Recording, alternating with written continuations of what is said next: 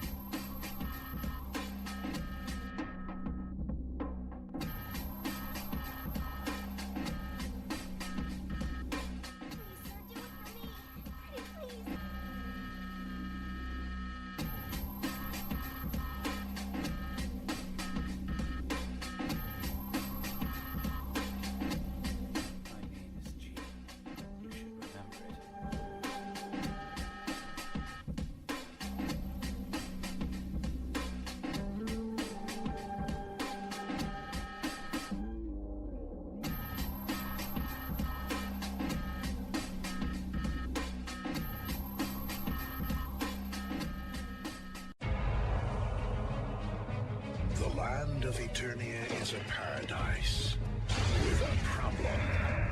An act of betrayal has created the ultimate evil. My face! And his name is Skeletor. Eternia will be mine! Battle position! The only thing that can stop his evil horde is a legend no one believes in. A hero shall worship. And a prince with an attitude. All this battle training is just fun and games. Now, a sword will choose its master. A boy will become a man. And a hero will be born. Toonami is proud to present He-Man like you've never seen him before in an all-new original movie. Masters of the Universe. Next Friday at 4. Only Toonami. 4 turtles, mutated beyond recognition. For 15 years, the brothers hid in the sewers, training in the ancient ways of the ninja. You cannot simply walk amongst the humans. But we can certainly fly. Woohoo! Now the teenagers finally surface, but the welcoming committee isn't quite what they expected. Prepare to battle, costume fools. We're not wearing costumes. Don't miss the world premiere of the new Teenage Mutant Ninja Turtles. Saturday, February 8th, 10:30 a.m. Only in the Fox Box.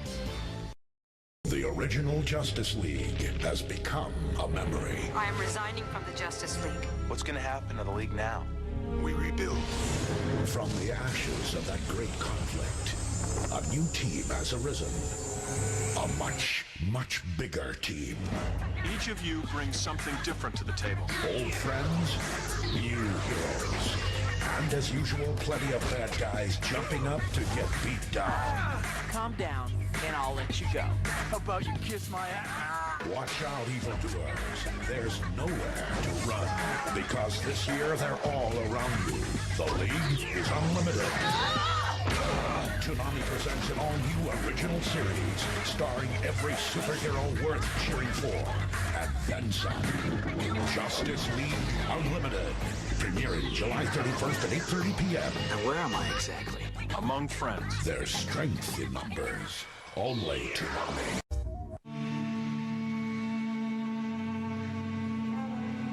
In a future where anyone could be a cyborg, cops are a little different.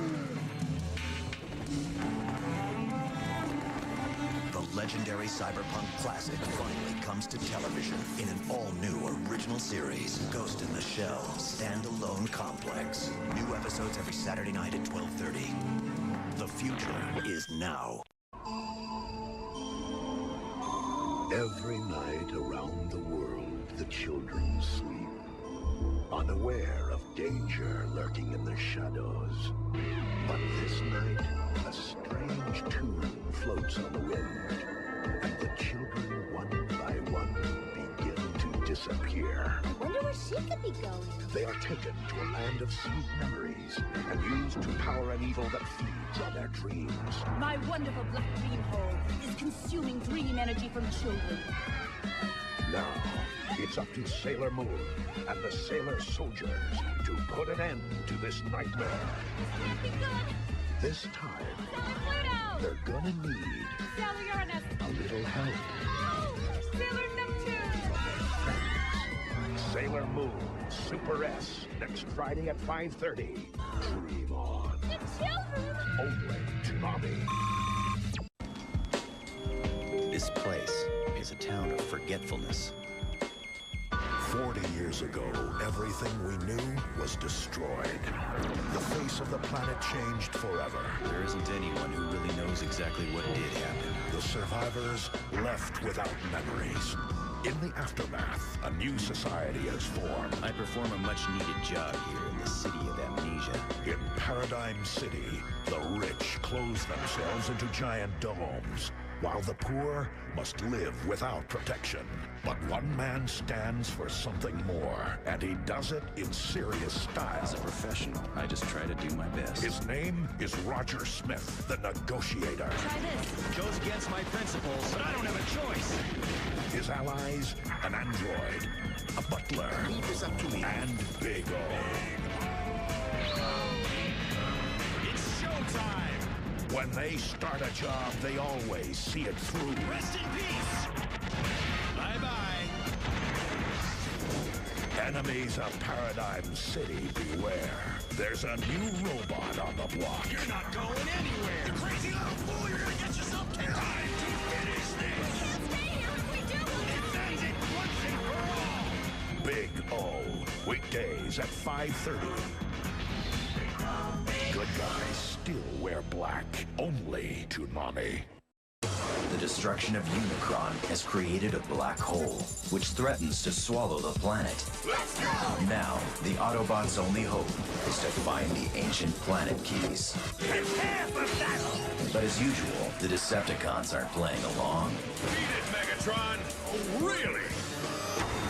Transformers Cybertron. New episodes, Saturdays at 7. Unlock the power. Gotcha! Only Toonami.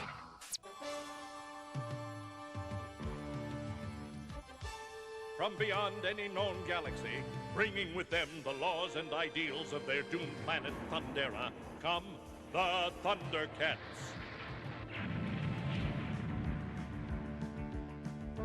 Jaga, the wise. Tigra, the invisible. Chitara, the quick. Wily Cat and Wily Kit, a cunning junior duo. Patrol, the deadly. And the Snarf.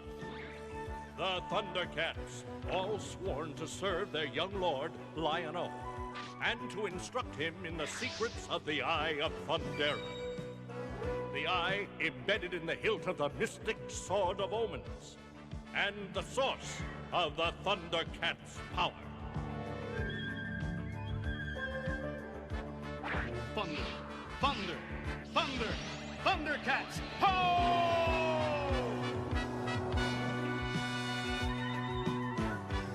Pursuing the Thundercats to Third Earth, and determined to possess the Eye of Thundera for their own evil purposes, are the hideous mutants of the planet Plundar, led by the reptilian Sly.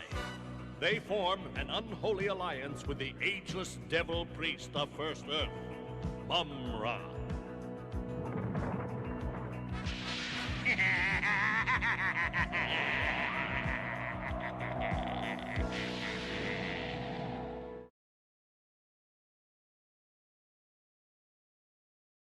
Reactor engaged. Traction locked. All go. Hello everyone. I hope you're all doing well on this Saturday evening. Now, I was initially going to stream about this last night, but we had some incidents. So, as always, what is the first thing we always do when I start a new stream?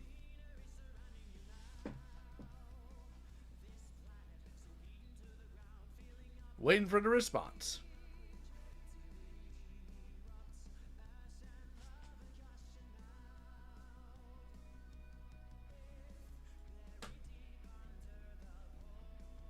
All right, Princess Sailor Blaze got it first. Housekeeping, and we got a lot of housekeeping to do today, guys. So, starting from the top to the bottom, from bottom to top I start. There's an individual who has been, as they tend to be, obsessed with me, making every sort of excuse in the world for why they're doing it. It's all a bunch of crap, but they thought, in their brilliance, because they're a very intelligent individual, mind you, that the best way to force me into a call with him is to dox and threaten my wife. Now, it blew up spectacular in his face, which is funny. But that has spiraled down further, and I'm watching an entire community eat itself alive now because an idiot made a bad decision that should haunt him until he dies, and that's really funny to me. Right? Mr. Super Intelligent Guy. That's one thing that happened this week, and only one. Another thing is actually in reference to the community we're going to be talking about again today, and hopefully this will be the last stream I have to do on these videos because I'm kind of sick of them. So, last year, somebody in the SCC got called out and called a groomer, a predator, yada yada. This is a situation I stayed out of because I shouldn't have to babysit everybody in my spaces in order for people to have consistent standards.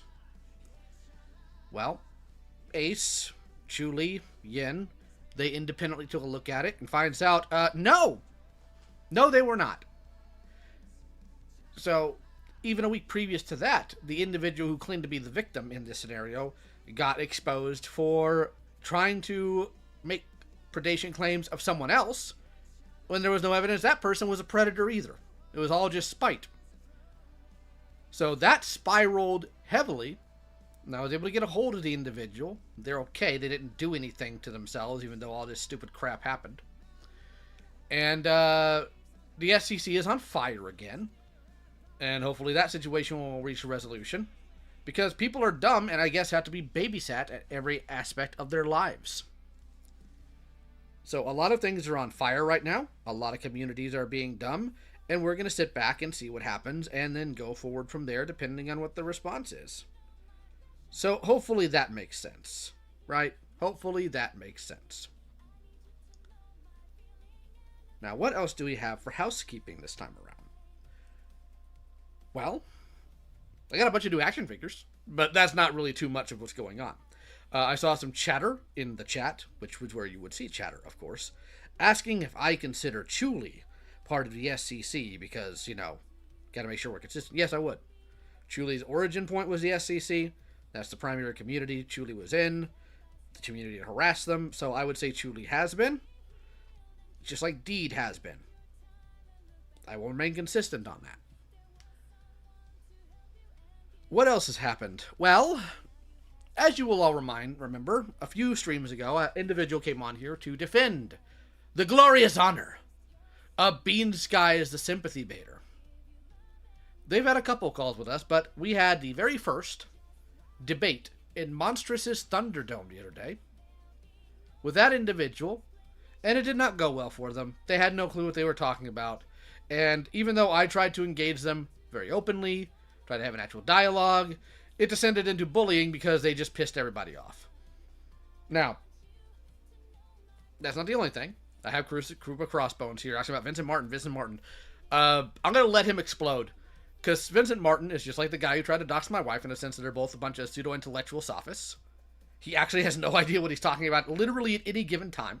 So I'm going to watch him explode. It'll be very funny. And what happened after, that? After that specific scenario that I just mentioned a moment ago? Well, I watched a stream by the streamer iNut, Apple iNut. Now,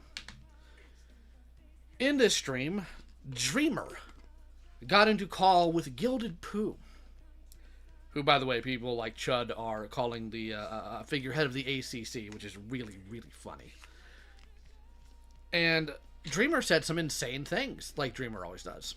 So if you check the community tab, you'll notice I challenged Dreamer to an actual proper debate in Thunderdome on Monday, and we'll see if they respond. Now, got one thing else to bring up here. Let me go find it.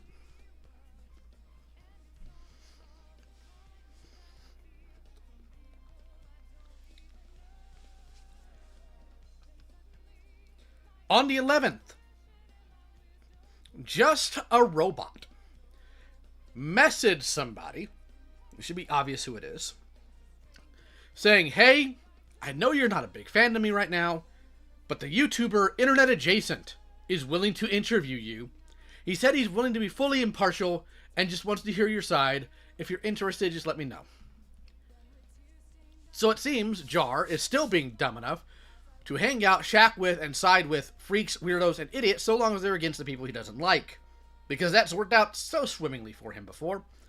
Fair reminder, Internet Adjacent's the weirdo who made sure to catalog and pressure about a threesome when a person was still 17. Lied about it, lied about many things, and currently his channel's dead because he's a freak. And that is who Jar is trying to help in this. Because when Internet Adjacent did their little video on Ponder, they sourced Jar's video on Ponder as the evidence and main source. Very intelligent individual, Internet Adjacent. In fact, you're so intelligent, you should make a cocktail of whatever's under your bathroom sink. Frankly, that's what I think. Will the debate with Dreamer happen? Don't know. If Dreamer declines, I'll just go over what he said on that stream here, and I will embarrass him that way. As far as what we're going to do going forward after this crap, I don't know. I want to have yet another call with Deed and Silver, hopefully in the next couple of days, once I'm done with this crap. And I can go ahead and just talk about that publicly then. Yay! So, what we're going to do now is we're going to get into the content, and I'm going to try not to lose my mind. Let's see here. I hope you're all ready. We were in contact for a moment. Deed is a narcissistic coward with a toxic outlook, a blatant hair-trigger temper, and several warning signs of only being marginally less abusive than the very person she relayed past stories to me about. Here. There we go. Musha, I know what you're trying to do. I know you're referring to Rachel, but that doesn't matter because in the Discord call Deed had with you, she talked to you about her previous relationship and how she was Actually, let's go ahead and go into the main one, because when Baiji comes on is when I'll use that. So we're going to go 2.5 to 3. Who for 4 years treated me like trash. Oh my god, shut up. Abused me. Dumb broad. And raped me. And I need a break because this is too overwhelming for me. Seems like these partner, you guys have already falsely accused her of abusing me. I'm going to be the one to disprove this shit. But also to point out how fucking putrid and insensitive it is for you to do this. Let's go over the actual comments from Jimmy. He did this twice, mind you. Yeah, it's a lot of major red flags. Massively hypocritical red flags. Given the situation, we were in contact for a moment. Deed is a narcissistic coward with a toxic outlook, a blatant hair-trigger temper, and several warning signs of being marginally less abusive than the very person. I mean, I would say that she is a narcissistic coward based on this. Now, granted, I mean narcissistic as in she's self-centered. I don't mean as in the medical diagnosis But yeah, I think all this is correct, unfortunately. Which I know what you're trying to do. I know you're referring to Rachel, but that doesn't matter because in the Discord call Deed had with you, she talked to you about her previous relationship and how she was extensively abused by her ex. And so for you to mention her past stories she relayed to you and mention how she's hypocritical given the reason you two were in talks also comes off as you implying that she's no better than her own abusive ex. You are so adamant on seeing Rachel and Deed as a one-to-one comparison. You adamantly call an abuse victim no better than the person who abused and fucking raped them. If I could kick your ass right now, I fucking would. Because how fucking dare you say this shit? Now, I'm sure there's questions that's been on your mind, and that's why? Why does the SCC do this comparison game? Why is comparing people to other people's... I don't think he'd lay a hand on anybody if given a chance, frankly. Tough guy talk. So important to them. And it's simple. It's to discredit people. It's why they label any critiques towards them ranting. It's to discredit any actual genuine criticism. And in this case, it's not discrediting criticism, it's discrediting the person overall. They're basically, in an attempt to dehumanize you and treat you like you're nothing, they will compare you to someone who is infamous. And so when people hear your name, they will think of that infamous person, and they'll go, you're not worth my time, you're a fucking nobody, you are not worth listening to. There are two phrases that apply to the SCC and why they do this. Character assassination and false equivalence. Character assassination is an intentional and sustained effort to damage someone's reputation, often by linking them with negative figures or ideas. For example, she's just like Rachel, always trying to manipulate people, whilst false equivalence is comparing two unlike things as if they're equal in a negative way, especially to make someone appear worse than they are. For example, you're just as bad as Vivian because you disagreed with me on the George Raccoon allegations. And there is no one better that Musha loves to compare people to than Rachel herself. Yeah, you're such a fuck-ass liar in your courthouse call, Musha. You knew what people were doing. You knew people compared others to Rachel. You knew this because you did this to my girlfriend time and time and time again. All of this from a libel thread itself. We haven't even gotten into any of the tweets or any of the Google Docs that you have made on my partner. You would think that Rachel indeed came out of the same corroded wound with how much Musha brings these two up simultaneously. Letting the elephant out of the room now is quite insensitive and actually a mockery to Rachel's victims for you to parade her name around like that when you utterly butchered your handling of the Rachel document. Rachel is an abusive sex pest. Deed is not. Deed hasn't committed sexual assault. Deed hasn't indulged in lolicon and excused it with non-existent trauma. Deed didn't parade around the 17 is legal in my state nonsense that Rachel fucking pulled. It is negligent and downright criminal for you to act as if Deed and Rachel are one the fucking same. It's insulting to Rachel's victims. It's insulting to Deed, and I find it insulting given Deed is unfucking deserving of this, you actual goddamn cunt waffle.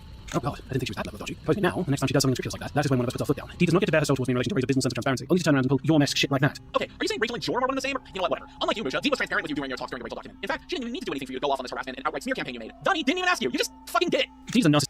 Yeah, because people went to crusade for Donnie all the time, because Donnie's an uwu sad boy. Coward with a toxic outlook, a blatant hatred temper, and several warning signs of being only marginally less abusive than the very person she relayed past stories to me about. Her behaviour since that Discord call was on genuine instability that goes beyond just being bad at dealing with past trauma in public. And I, honest to God, hope that none of this giant rat bitch shtick rubs off on Silver for the time they are together. Ladies and gentlemen, this is how Musha sees abuse victims. Also, it's pretty ableist of you to demonize folks who have public mental breakdowns. Hey, shithead, if you actually gave a fuck, maybe show compassion, but what would I know from the guy who looked at someone struggling with trauma and goes, fascist? And the only thing that'll rub off on me is your blood when I'm done having a civil conversation with you. But that sets off alarm bells in my head to paint this as a Joni Ray situation. Dude, can you stop with the tough guy talk? I mean, this is also like a couple months old, but still, stop. It's embarrassing. You're not that hard. I'm just wanting to fix deep-seated issues with blatantly unstable individual rather than getting out of dodge. See, I was gonna get real close up to the mic to do a funny haha mic bit, but this is just depressing. Which there was a point in time where I respected you. But this... Holy fucking shit, how did I not notice how unhinged you truly are? For as much as you demonize my partners for their mental health, evidently making them look delusional, you are the delusional one here. Because what the actual fuck are you doing? Genuinely. Why do you need to have a comparison for every single scenario? What does Joni and Rachel's relationship have anything to do with me and Dee's relationship? What does Joni and Rachel have to do with my partner struggling with a mental disorder? You cannot see people for who they are. You cannot see people for their own actions. I'm starting to think that Rachel is all you ever think about on a daily basis, and it's no wonder the Rachel document was a disaster. Because look at how you're acting. How does anyone look at this and think that this is okay? This is ramblings of a madman. And I'm not saying this to get back at you for painting my partner as crazy. I'm saying this because it's true. Half of the shit you have said doesn't make fucking sense, and I cannot take you seriously. But I am forced to. Because you have said abhorrent shit about me and my partner, and I am not going to let you get away with that. Insanity be damned. It definitely felt like that when you started to tweet more and more about horror movies. I didn't know about that, but that would be a problem for me. I'm watching Saw 3D as I type this. It's the fact that he just wants to be willfully oblivious to the fact that the person he's dating has just as much history of trying to destroy people as the very people who tried to destroy him not too long ago. And as time goes by, it feels like there's less and less we can do about it. It's only a matter of time before the cycle repeats for him, and there's no way that he can't see that unless he already didn't know about their history. First you claim Rachel is correlated to my love life, to now just stating that I'm dating Rachel. Sure, why not? What the fuck do you have to lose now, Musha? Everything? There's not really a lot of that. So, how's the cycle been treating you, Musha? SCC is in flames and your body still smells like shit like gasoline. Hey, so I don't know if you guys caught that, but Musha just said he hopes for the cycle to repeat for Michael. He's basically insinuating that he hopes I make false abuse allegations towards Michael if we were to ever have a fallout. There is definitely deeply something wrong with Musha, especially given this is the same They do sound just like Patchwork Heart. This is absurd. man who has sensitive details about Rachel's victims, and this is how he views victims of abuse. Lacking in transparency and sign that cutting people off was one of the many things everyone chewed Ray out for, and being a victim of her nonsense doesn't make it any less unscrupulous when you do it. And so it all comes back to this, and the whole guilt by association claim Musha keeps making. But the problem with your claim, Musha, is that there was transparency, and it wasn't nonsense.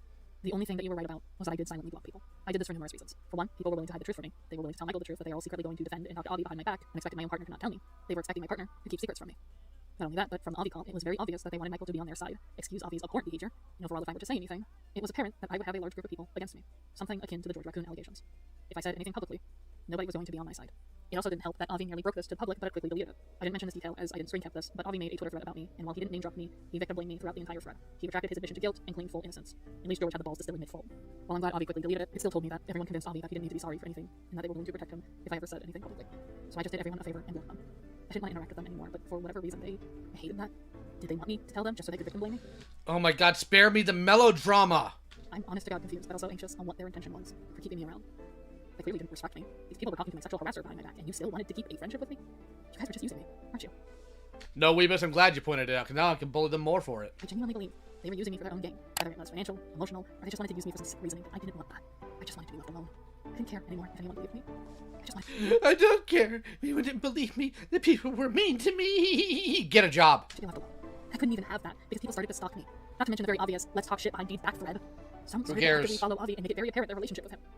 People also did really hurtful and messed up things, going as far as posting stuff they knew would trigger my CPTSD, and after a while, I did end up blocking strangers. Evidence? Evidence, please. Please!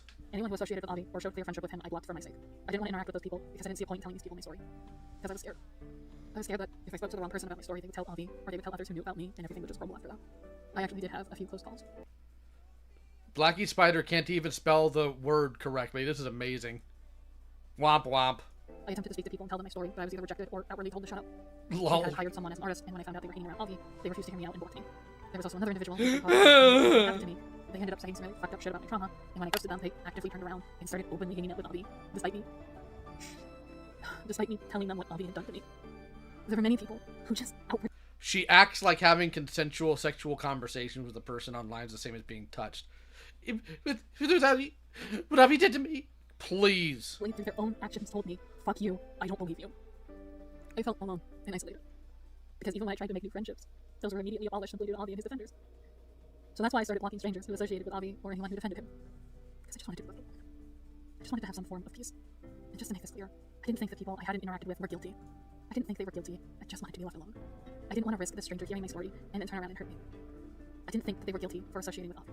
They didn't know any better. They didn't know my story. They didn't know who I was. What Dee was doing was not guilt by association. Dee explained to others what Avi had done to her, and they continued to choose to be his friend and speak to him. After that, she had every right to cut them off and condemn their actions. Guilt by association implies that she only cut people off for being friends with Avi or George or Susie, when that wasn't the case. The danger was always present, and for many of the adults in the SCC, they had the responsibility to either confront it or avoid it. Dee recognized that, and recognized... Danger? Other than towards children, how was Avi a danger? Oh, wait, no. Other than towards children, Avi wasn't a danger. You're just having buyer's remorse about a sexual conversation. I said people like Musha, like Key, and like Donnie all failed to do so, and that's why she cut people off. It wasn't association, it was the refusal to respect her boundaries. These people were blaming Dee when I distanced myself from them, but they should have been blaming me. Because I made that choice. I stopped talking to most of these people because they attempted to pit me against my own partner. Anyone who does that will get a fuck you and a block from me. Yeah. I also had realized how the Avi situation deeply affected Dee to the point where she felt uncomfortable by anyone associating with Avi. And while she had an understanding that these people didn't know, despite trying to explain to people in the past what he had done, and they actively ignored her and sometimes went out of their way to hurt her, in my social circle, I had people who were close with Avi, and out of respect for my partner, I chose to distance myself from these people. I did it for my partner's sake. I am sorry to anyone that I distanced from who wasn't aware of what was going on, but I hope you can understand why I chose to do what I did. My partner's safety and comfort always comes first and foremost to me. I wish we could say we were done discussing Ray, but when we said Musha has an obsession with her, we meant it. And given I brought it up earlier, I think it's time to finally discuss my involvement in how Musha treated me regarding the Rachel document. My involvement with the making of the document starts and ends with me giving Musha my testimony. I did not know the ins and outs of what was going on regarding the document itself, nor the thread that was made in the Cloud Palace. On March 16th, 2021, a group chat was made between me, Musha, and Michael. This would be the group chat where in call I shared my experience with Rachel. And just so you're aware, this was Musha's response to me wanting to tell my story. Okay, so he's excited you want to tell a story, but wait, hold on. Didn't George the Raccoon get outed in 2019? But here you are in 2021 interacting with the same group of people that you said covered up for him and excused him just so you can get your licks in on this racial kohai freak. Huh, it's almost like you care more about yourself than anything else. Eyes emoji. In this kind of attitude, you think I'm about to give Musha the inside scoop for the Daily Planet or some shit. The call lasted for about an hour, and it was mentally draining on me, suffice to say. Due to wanting to remain anonymous, any evidence I gave Musha was only shared between us, and any specific details were scrubbed to ensure I remained anonymous. I was very adamant about not being revealed. I never heard anything from Musha afterwards, and when the document released January of 2022, my heart sank, as it was awful. Not only was my testimony treated like the foregrounds of testimonies, and my one request regarding the cult debacle was nowhere to be found, but seeing people like George have their own testimony, alongside Space Guru, who openly mocked and victim blamed rape victims during the Me Too movement as a whole, but seeing Musha openly defend heinous shit like George's grooming allegations, Keyblade being a pervert to a 17-year-old, and outright defend workplace sex chat, which turned out to be literal sexual assault that was treated as a joke, just fucking grossed me out. On top of all this, my sexual harasser was there too, and apparently Musha was buddy-buddy with Avi, which made my anxiety spike tenfold due to something I will explain later on. Overall, I was appalled and blocked Musha, because I did not wish to continue further conversation with the man. He did not listen to my advice, nor my one request I had, and so I left it as nothing more than a regretful time in my life. Behind the scenes, however, it was much, much worse. When the thread on me was created, Musha entered the chat threatening to unveil who I was in the document. Basically, he was waiting for me to mess up. Unsettling, given I had him blocked, so this, to me, is an admission that he was stalking me. I'm still not going to de-anonymize her entry in the Ray doc unless to see she revived that connection of her own volition. For the record, she is trying my patience. Okay, so when did he revoke it? The fact he and other stalked folks within Ray's social circle, it wasn't the first time he had done this. Here's the thing, however. Musha did remove my anonymity. He did so once he started talking in this thread. In fact, he could not stop talking about my involvement in the Ray doc. Okay, that's still in a private chat! That's not publicly stating anything, you drooling muppet! Not only was the Cloud Palace involved with the Rachel document itself, so people would automatically know what Musha is talking about, but when someone asks to remain anonymous, you keep them anonymous, period. I should have remained anonymous even when Musha was talking about me, but no, he didn't. And he went as far as using it as blackmail, but with an asterisk. I say that because he essentially held my anonymity over me without me ever even knowing. Here is this man. Yeah, unless you went back to Rachel. That's not blackmail. Stupid. That's not even a real address. What the heck is a Humansville? No way that's a real place. You're stupid. If you're gonna get a dox, get a real one. Watching my every move, and if I did something he didn't like, he would tell the world I was anonymous #1 or Anon M in the document. That's abuse of power. Full stop.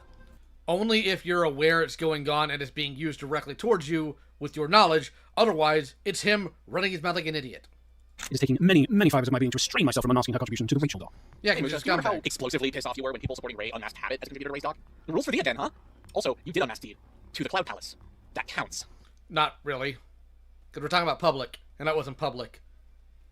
You're scraping for ways to make your wife a victim. Just beat her with a crowbar if that's the point. Obviously, don't actually do that. But none of this is actual victimhood. This is just pathetic. Boy, do I have some choice words.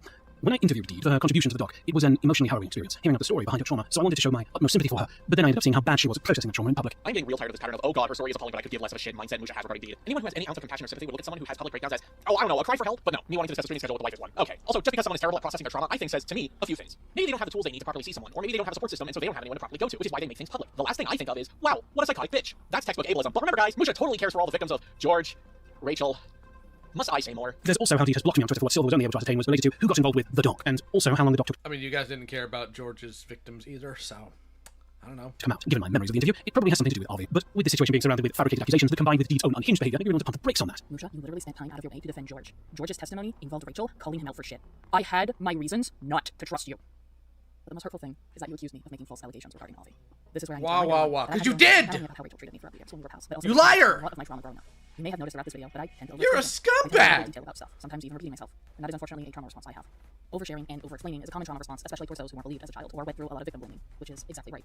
I went through a lot as a child to the point where my parents accused me of being a pathological liar, and it was only until I got my GED that my father looked me in the eyes and said, okay, I trust you now. It took a fucking piece of paper for my own father to start trusting me. I was 17 years old. What does this have to do with Musha and Avi? Well, it just so happens that the timing for the Rachel call wasn't the best, because this was during the time I was dealing with the Avi ordeal, and I had let slip that I had been going through a lot in the past year, and I accidentally let slip that another individual within the SCC had done heinous things, and that was Avi. I started to panic, and I clarified that I didn't want this information going to the public. Avi had already been confronted, and that I just wanted to move on with my life. This is something that I regret doing, but to make clear, it was not my intention to tell Musha about what Avi had done. I actively didn't want him to know, and there's a very high chance. Then why'd you tell him, stupid? Musha pressured me into telling him why, and that led me to spiraling, and again, given my trauma. Can you make any decisions on your own, or is everything, are you just like reactive to everything around you, and everybody can tell you what to do? My response, I panicked, and I had every reason to now, because Musha, despite never asking for evidence, despite never asking for further details or clarification on it, he decides to just outwardly accuse me of being a malicious liar. Thanks, Musha. It's not like I got that enough from my parents as is. Hey, so this irritates me. We don't need to know about your childhood trauma, thanks. You also irritate me, but this irritates me in particular, not just because you called my partner a liar, but if you genuinely thought she created fabricated accusations, why is she in the Rachel document then? If you think she's willing to make fabricated accusations towards one individual, then why not Rachel too? Oh, that's right. You already hate Rachel and are willing to believe anything that goes against her. Right. You mean just like you guys would be willing to believe anything about anybody you don't like either? This is dumb. Here's the other problem with this. Hey, Musha, why wasn't I informed about this? I'm used to being paraded around like this ragdoll that can't think for themselves at this point, but I was there during the call between Musha and Deed. Granted, I was at work, so I couldn't stay for long, but I knew how emotionally difficult this was going to be for Deed, so I checked in on her. So why didn't you talk to me, Musha? You know, for as much as you like to call Deed a coward, you're really no fucking better. If you genuinely thought Deed made... Why would he talk to you? You're not them. The frivolous accusations against someone who I was close to at one point, why wouldn't you inform me? It's almost like this is malicious intent to paint Deed as delusional, a liar, and you just wanted to hurt her.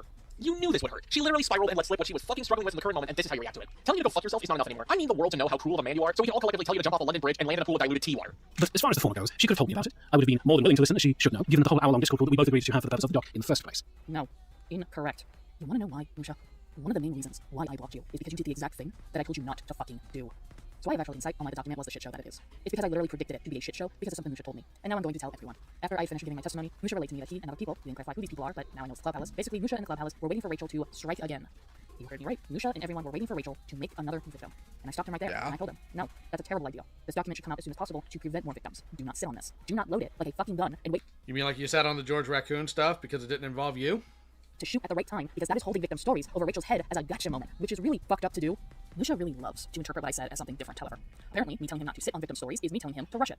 No, Musha. Just because I said that the document should come out as soon as possible doesn't mean I was telling you to rush it. What I told you exactly was to not sit on it, to not wait for Rachel to mess up again, because you didn't say you were waiting for other victims to get back to you. No, what you said was that you were waiting for the right time to strike. And I told you that was a fucking awful thing to do. I completely understand people need to be in the right mental state to share their story, but our conversation had fuck all to do with other testimonies. But you love misinterpreting that so you can have a clear hero-villain narrative. And so when you guys sat on the document for nearly a whole fucking year, I knew you didn't listen to me. I knew this was going to be a shit show. And guess what? I was fucking right. And as for the latter, yeah, let's not ignore how my own issues in my personal life to deal with. To say nothing of how many people who themselves were afraid to come forward, and I know that Deed proofread the foreword, so she has no...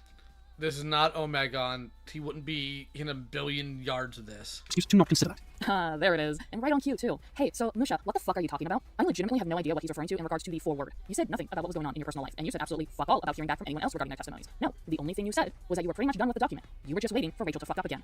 Take responsibility for your fucking actions. And thankfully, she remained anonymous in the doc, and for that reason, everything would prompt me to remove her from the doc is if she hypothetically turned out to be a mass murderer, responsible for molestation or something. Basically, it'd take a lot for it to happen, regardless of everything I've said. And even then, the ain't no would make that complicated. Apparently, the allegations made in this thread had no evidence or a single screenshot was shared to corroborate anything that was said was enough, so no, it didn't take a whole lot. I also need everyone to realize Musha just implied that Deed condones not only mass murder but molestation. Deed is a survivor of sexual assault. I don't need to elaborate any further. Hey, Musha! Yay, more artsy crap. I wanted to hear Deed's story out. I wanted to be at least somebody to give hope and a voice to people in her position, and seeing her treat that as disposable over reasons that Deed is too much of a craven coward to confront me on, combined with her embarrassing at best means of processing the harrowing thing she told me she suffered through, that just makes it even sadder. You know what else I'm tired of? I am tired of Musha's fake ass. No, seriously, he does not give a shit about victims. I know we've been repeating that time and time Neither do you. again, but I need you to just listen to what this man is saying. Deed didn't treat her testimony as disposable. She treated it as regret because it is shameful. It is disgusting how you not only treated Deed's testimony, but everyone else's testimonies. You did not corroborate the evidence. You did not corroborate the stories because you were more focused on letting the entire world know I am arguing Musha. You mean like you didn't corroborate half the things you claimed in this stupid pair of videos? I took down the rat. That you failed to realize that none of you fuckers actually talked about the heinous shit that Rachel did. I understand victims being scared of coming forward. I understand it is terrifying, but it is baffling to see what was written, and everyone thought, yeah, this will work. Even with Deed rightfully telling you that you shouldn't sit on this, honestly, this could have been baked in the oven for a few more weeks. But here's the thing. It doesn't matter. This document was always going to turn out flimsy. Why? Because of the people involved. Because of the people behind the document. I'm not saying this due to confirmation bias. No. I'm saying this due to these fuckers being friends with Rachel and were fine with Rachel's antics until they weren't. These people also mocked Rachel's victims and actively had this attitude of, if you don't believe us or side with us after this, then you deserve to get hurt by her. These people also hid information regarding the things that Rachel had done because they knew if they told the public would question them and go, wait a minute, you were okay with this? Because they were. They were okay with So were you. behavior. I don't think I need to regurgitate the point of they allowed sex pests and literal pedophiles to make testimonies. This entire situation was flawed from the start. And for you to act like Deed should be grateful she was ever even near your presence and you were willing to even give some slight attention to her story really shows how insensitive and childish you are when it comes to serious allegations. On God, what the fuck did I ever see in you? Because clearly my eyes were sewn shut, because instead of red, all I saw was a void of fucking lies. I've also given her place in the docs and thought, and decided that if she does turn out to be somehow worse than what people brought up in this thread, the most I'll do in that situation is add a disclaimer to the front of the testimony. Normally when I unperson someone, it's because I don't want to give them publicity, and that's already done when she specifically has to be anonymous. And it isn't even technically her exact words so much as it's notes I made taken from her word and put into a cohesive narrative. So basically it won't be deleted, I don't think.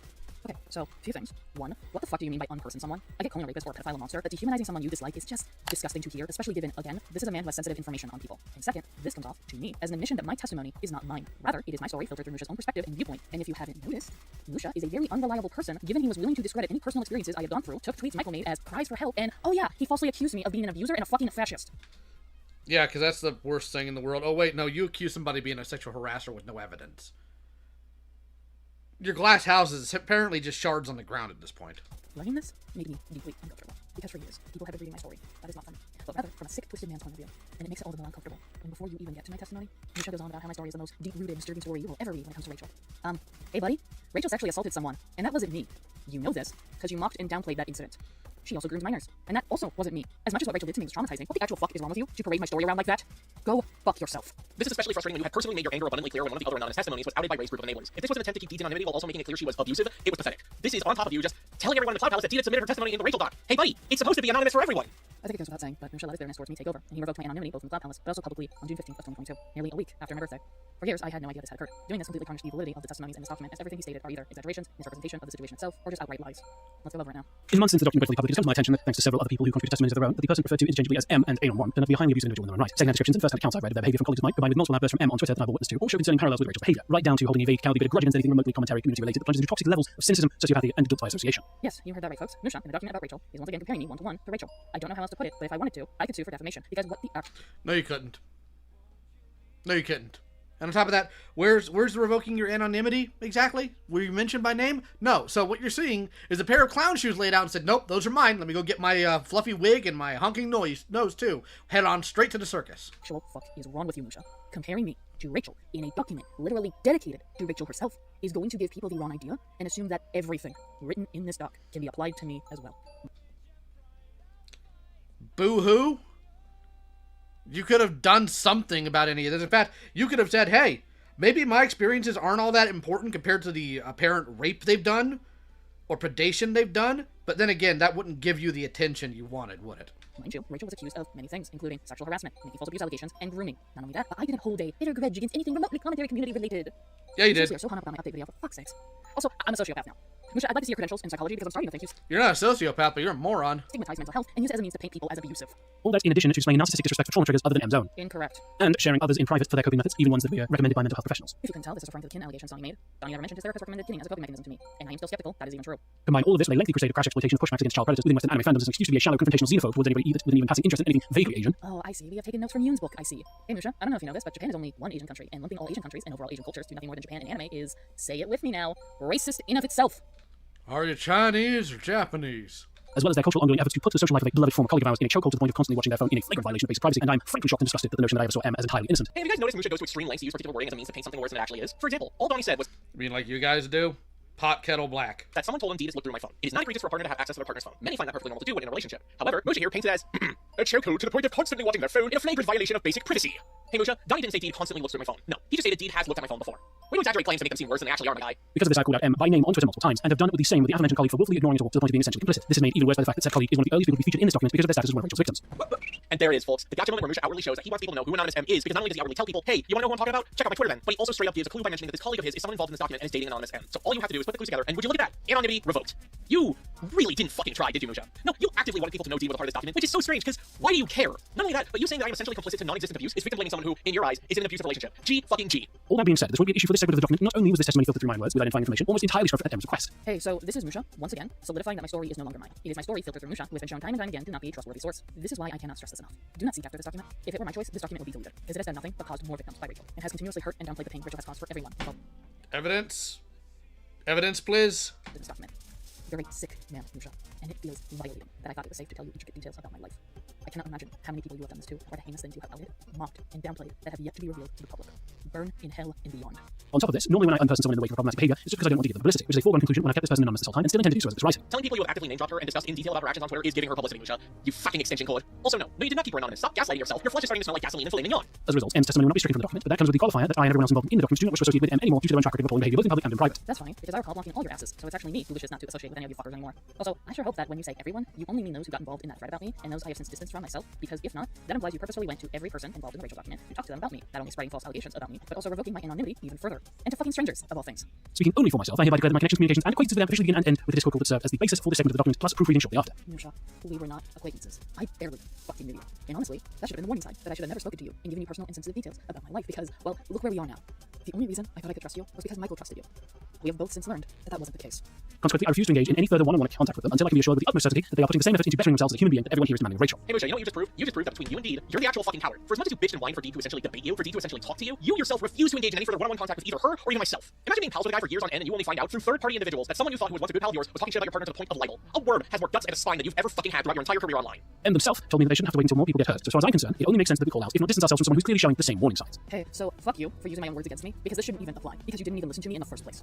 You guys sat on this document for nearly a year after I gave my testimony, and you are just making excuses. I understand people need time to mentally prepare themselves for talking about a possibly traumatic event, but that wasn't the case. No. What you said was you were going to sit on this document until Rachel made another victim, which goes to show how you and everyone else involved who was aware of this did not care about people's well-being. You did not care that people got hurt. Like, I'm genuinely convinced that you did not care about any of the shit that was said about me either. For all I know, you actively knew that what was said was bullshit, but you didn't care because you already made the choice to dehumanize me because I so dared to criticize your handling of the doc. And again, if not distance ourselves from someone who's clearly showing the same warning signs, you are, yet again, saying that I am Rachel 2.0. Rachel, who is a child predator sex pest. I do not appreciate my name being dragged like this, and I don't care. I don't care how many times you try to deflect and deny that you never outed me. You did. Time and time again. You did. Oh my god!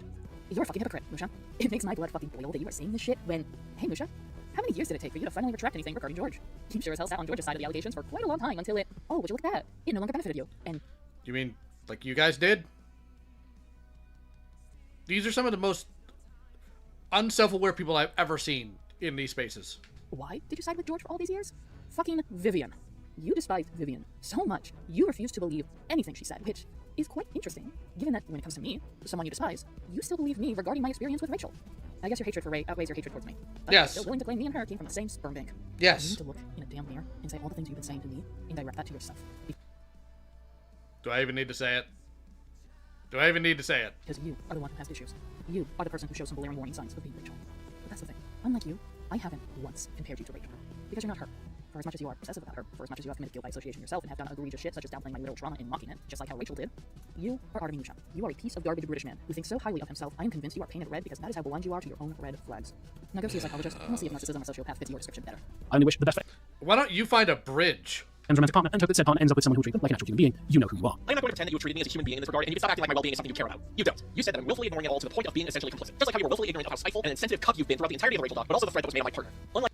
I don't think you're one to talk about people being cucks, Silver. You, D doesn't unperson someone for the sheer sake of brownie points and to ride the high of literal delusional heroism. Long story short, anyone also turned out to be an abuser, but their words and experiences still matter for the situation, and as for sincerely disgusted I am, I'm not going to use their abusive behavior as a reason to unmask them out of spite. Especially not when I initially kept them anonymous for the sake of their own personal safety. Damn, tell me wrong, Lucia, you are one hell of a comedian. If such an unmasking ever ends up happening in this document, it will be because M explicitly revealed their connection to this document in public with their own violation. Thank you for understanding. Before we go into our final thoughts on the Rachel document overall, there's a segment of this that I wanted to save for last because it perfectly encapsulates Musha's mindset and why he kept me in the dock instead of outright removing me. But M's words and experiences are far too integral to providing context for some of Rachel's public actions to warrant removal. And anyway, being an abuser doesn't erase any past history of being a victim of abuse. This is something that can easily be applied as much to Rachel as much as it can be to M. Bullshit! If the truth came out that Rachel was groomed as a child by someone in the SCC, you wouldn't care. No one involved with the making of the doc would care. That aside, neither would you. Musha stated his reasoning for why he didn't just outright remove my testimony. My testimony is because, Vlad, I need to get through this. I'm taking one for the team, my dude. The sheer building blocks for everyone else's testimony in the document, and I feel deeply unsettled by that. My testimony should not be used as a means to amplify the other testimonies. Removing a single testimony should not tear the document apart as if it's Jenga pieces. But this is Musha we're talking about. This document was flawed from the start, and Musha had no intention on fixing that. He only had one goal, and that was taking down Rampage, and he couldn't even do that correctly. Near the end of my testimony, Musha wrote out two things I want to make note of. First, Musha's admission to hiding these testimonies was, quote, my original plan was to only publish these testimonies in the event that Rachel attempts the same exaggerated abuse accusations routine she did with Silver a second time. Not only are you dishonest, because you never said this to me in our call, but this is still grossly negligent? What? Are you just gonna hold a document of literal victim stories until Rachel messes up again?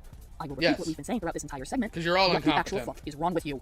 The second thing Musha wrote is, quote, it was near the end of my notes from the Discord call that M said something that made me determined to go public with these stories as soon as possible. They said that the fact that Rachel had gotten away with so many bad things over the course of such a long period of time really pissed them off, and they personally don't want to wait for more people getting hurt for the accusations to be signal boosted. This outwardly pisses me the fuck off. Because you didn't even listen to me. You sat on this for a year, Musha. Not only that, you were fucking aware there was information about Ray being hidden, and yet you're acting as if this is the first time you're hearing about it. Fuck off. Let's not forget you used these words of mine against me, and you're not even giving full context. Because what the full context is that I'm telling you not to wait for more victims to occur because that was your fucking original plan. But you knew that would take you in a bad light. You knew that would call into question your integrity and morals regarding the creation of this document. I fucking dare you. You all suck. Your savior complex is nothing more than an excuse to stroke your own damn ego. And you're already different! Bunch of losers! Does enough to me that it was doomed from the start. You people did not care about what Rachel put people through. You adamantly hid that information. You believed this is a crab bucket of morons. We believed and wanted me to testimony, despite how petty the stuff was or how inaccurate the stuff was being described. In fact, it's why you and everyone else were waiting for another victim to appear, because having a fresh new victim would only amplify the document even more. Which, to me, says you weren't confident about the document itself, or you just outright didn't care. But your action says that already, because you stalked anyone who was associated with Rachel. And after the document was made, anyone who sided with her or even questioned the document, you basically told them to go fuck themselves, because that's totally what you do when you make serious allegations against someone. Anyone who attempts to question the document, just tell them to go fuck themselves. That'll sway the public. Sure.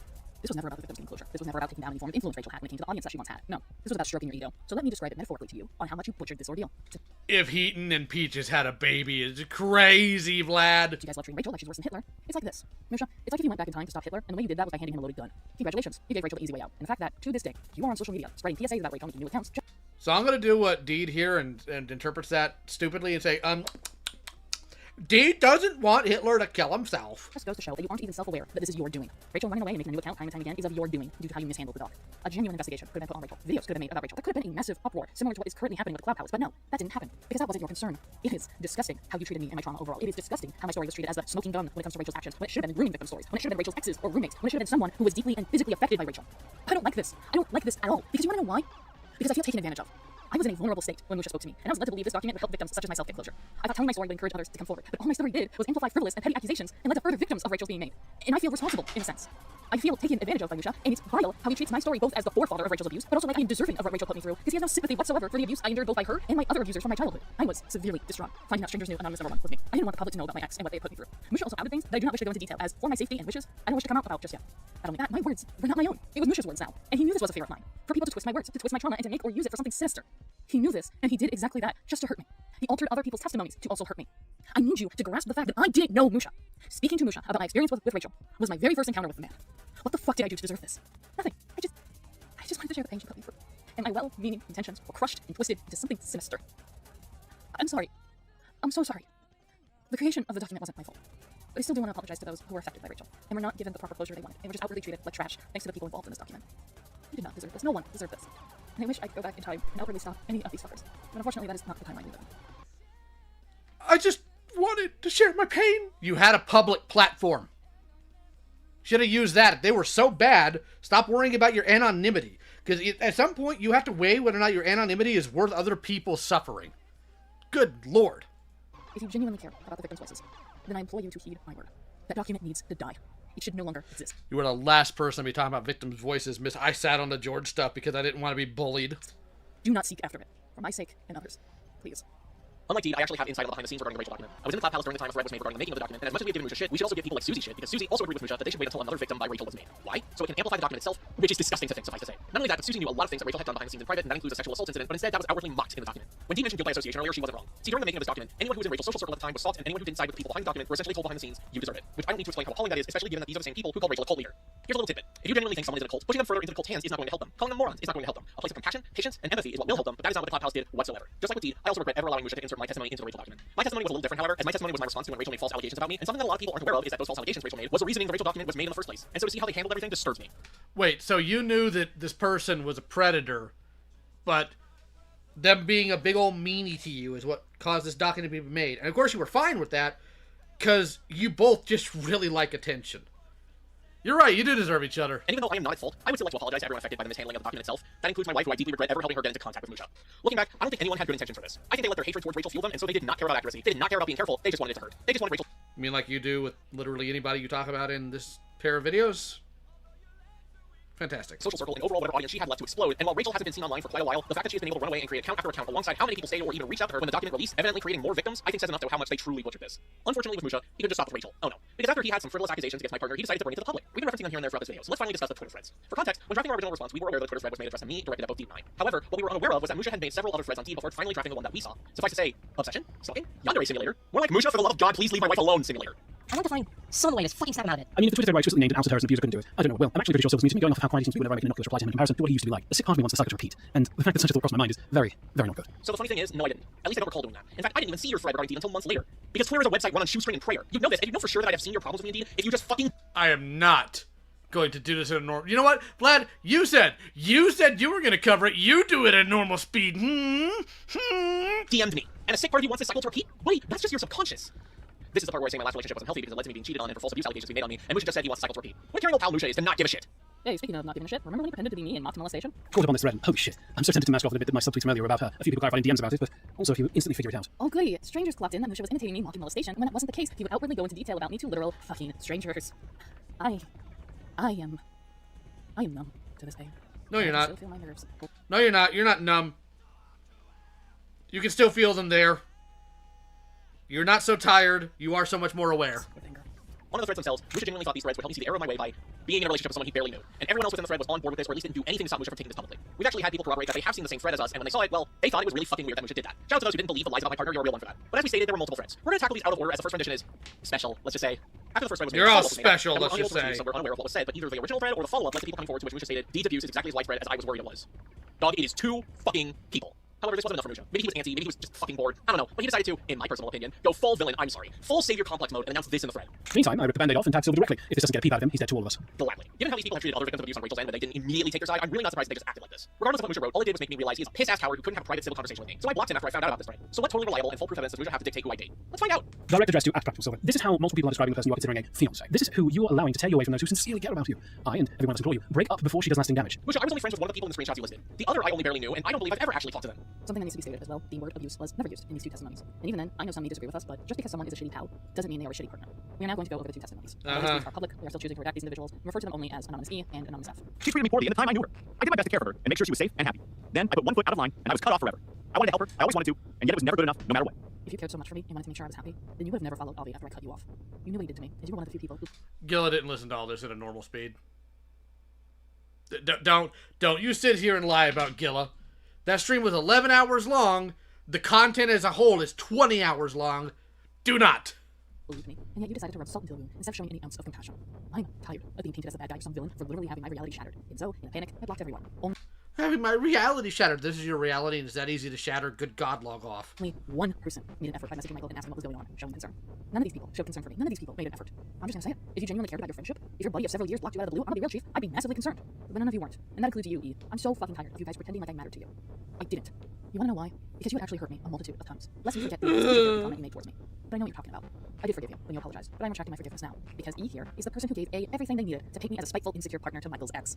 You told the one person you shouldn't have intimate details that were private and vulnerable. You apparently told others because that was used as evidence that I was controlling and abusing Michael as well. So thanks for that. You gave A ammunition, you gave them ammunition to get Michael to downplay my feelings on them, crossing boundaries, cause harm in Michael's and I's relationship. So you're right, it wasn't good enough. Because you did not help me. You made shit worse for me. Stay the fuck out of my life. I took so much undeserved crap from her. Whenever I was in the presence of someone she particularly didn't like, I would be terrified of her finding out and verbally berating me for it. She cut me off cause of association. Association a situation I wasn't even part of. Whenever I was in the presence of someone she didn't like, which largely included sexual harassers and groomers, people who were actively harming our relationship or Deed's mental health in general. I guess, God forbid, the guilt from actively breaking someone's boundaries eat at you, because it certainly sounds like that's a first. If it is true you were not involved in the obvious situation, fine. I panicked. I learned people were hiding secrets from me, and in a panic I blocked everyone I ever spoke to. However, you never made an effort to reach out. Only one person ever did, and that wasn't you. Secondly, who cares? Oh my God, who cares? And someone who traumatized myself and others are two completely different things, which I would have every right to berate you. Why the fuck would you want to hang around abusers, sexual harassers, and groomers? You were aware of what Avi did to me at the very least. I can't imagine who else you're referring to, but I can only imagine. I know you're smart enough to not be oblivious to this. I know you've had experience of being under the thumb of an abuser before. Unless you're either willfully ignorant or being manipulated. I don't see how you aren't seeing the same red flags as before. No, you don't. You very clearly don't know me, and you very clearly don't know abuse in a relationship. You also clearly don't know how to be a good friend. Because to be perfectly honest, I don't know how you think calling me too stupid to understand abuse, especially after being in an abusive relationship, which you've pointed out, is going to get me on your side. If anything, I would hope me staying with Deed would maybe make you think twice a bit on your own precognitions of her, because I clearly know what abuse in a romantic relationship is like. At least probably more than you do. But hey, I suppose that wouldn't fit the ever-growing narrative that's been manifesting in the Cloud Palace. Yeah, something that needs to be stated is that if this was an actual abuse case here, Musha handled this so fucking poorly. This is not how you reach out and talk to those you fear are in an abusive relationship. And not only that, this also comes off as ableist. Maybe you should, Vlad, just because you deserve a little enrichment. You deserve a little treat. As Michael is autistic, I feel like Musha is berating Michael's intelligence here and is essentially saying he is too stupid to not realize he's being abused, which is fucked up, suffice to say. I don't normally get this personally with people I know only online, but then most of the people I know online don't willfully allow themselves to fall into conniving, isolating arms of an obvious manipulator, much less immediately after being the victim of another one. The fuck do you mean you don't usually get personal? If I had a nickel for every time you compared any person to M-Skull alone, let alone comparisons to Ray, to Quiz, the SCC is nothing but personal to you. Anyways, I'd have enough nickels to purchase another copy of Delta Road. You'll have to do the math on that one. This is mocking an abuse victim. You are mocking Michael's intelligence here. On God, this is not helping you. Again, if this was a genuine abuse case, this would have led Michael to not listen to you. Period. I wish to make this as explicit as possible on behalf of your old friends and those who Deed previously hurt. Silver, for your own good, please break up. No, I want it to be abundantly clear that this is an ultimatum Musha is doing. And let's just say when Musha posted the link to this Twitter thread, a discussion transpired over in the Cloud Palace thread. Whoopsie! Anyone reading this thread, I very much would appreciate if you spread it as far as possible. This is a message that I'm fairly sure is going to land on selectively deaf ears on its own. Don't worry, Musha. It has. This right here is why I believe this threat was made with malicious intent. Musha wanted my reputation to be ruined, because he wanted these false allegations to be spread as far as possible. And it did. These allegations... Too bad. Your reputation got ruined, and it was all your fault this time. This did spread outside of the Cloud Palace thread. Many people have confirmed to me they saw this thread, but thankfully didn't take the allegations at face value. You see, Vlad, in a private space, these people were big meanie bobinis and said meanie bobini things about these people, and somehow that means it's a public accusation. And now they're gonna get their get-backs. It's ironic that I'll be like this post. People in the Cloud Palace were aware Musha had made this thread. Not only that, someone replied to this thread, insinuating that Michael and I should be financially ruined over this shit. So thanks, Musha, and fuck you. Although this thread didn't get... Hold on, let me back up on that one.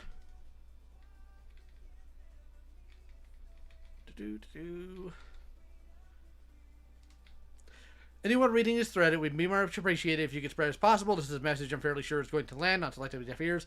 Given how often he plugs Deed's Ko-Fi and how he plans to make content full time, it's pretty likely doing so would impact him financially at this point. That is not what you guys are saying, you dishonest cow. So thanks, Musha, and fuck you. Although this thread didn't get far, it certainly caused an uproar within the Cloud Palace thread, so let's see how everyone handled it. So after Musha, in his own words, ripped off the band-aid, this is where Scarlett's TLDR, I'm sorry but this ain't it comment appeared within the thread. But there's more. I was concerned about the tagging part, honestly. I really don't want to hurt Silver, and I hate suffering in silence as well. Me too, Donnie. That's why after years of silence, I'm finally letting the world know the hellfire you and everyone else fucking put me through. Shut up, Patchwork. And how's this working out for you, by the way? Where's the videos? Oh yeah, they're unlisted. Because you got called out. This is then when Scarlett's comment regarding Michael leaving the Cloud Palace is a concerning thing apparently appears. Someone needs to knock some fucking sense into him. This isn't how you do it, though. I think coming out about her by itself is fine. Being honest with you, I have no idea what would be the best way to go about it. It's just that taking people she personally knows doesn't help.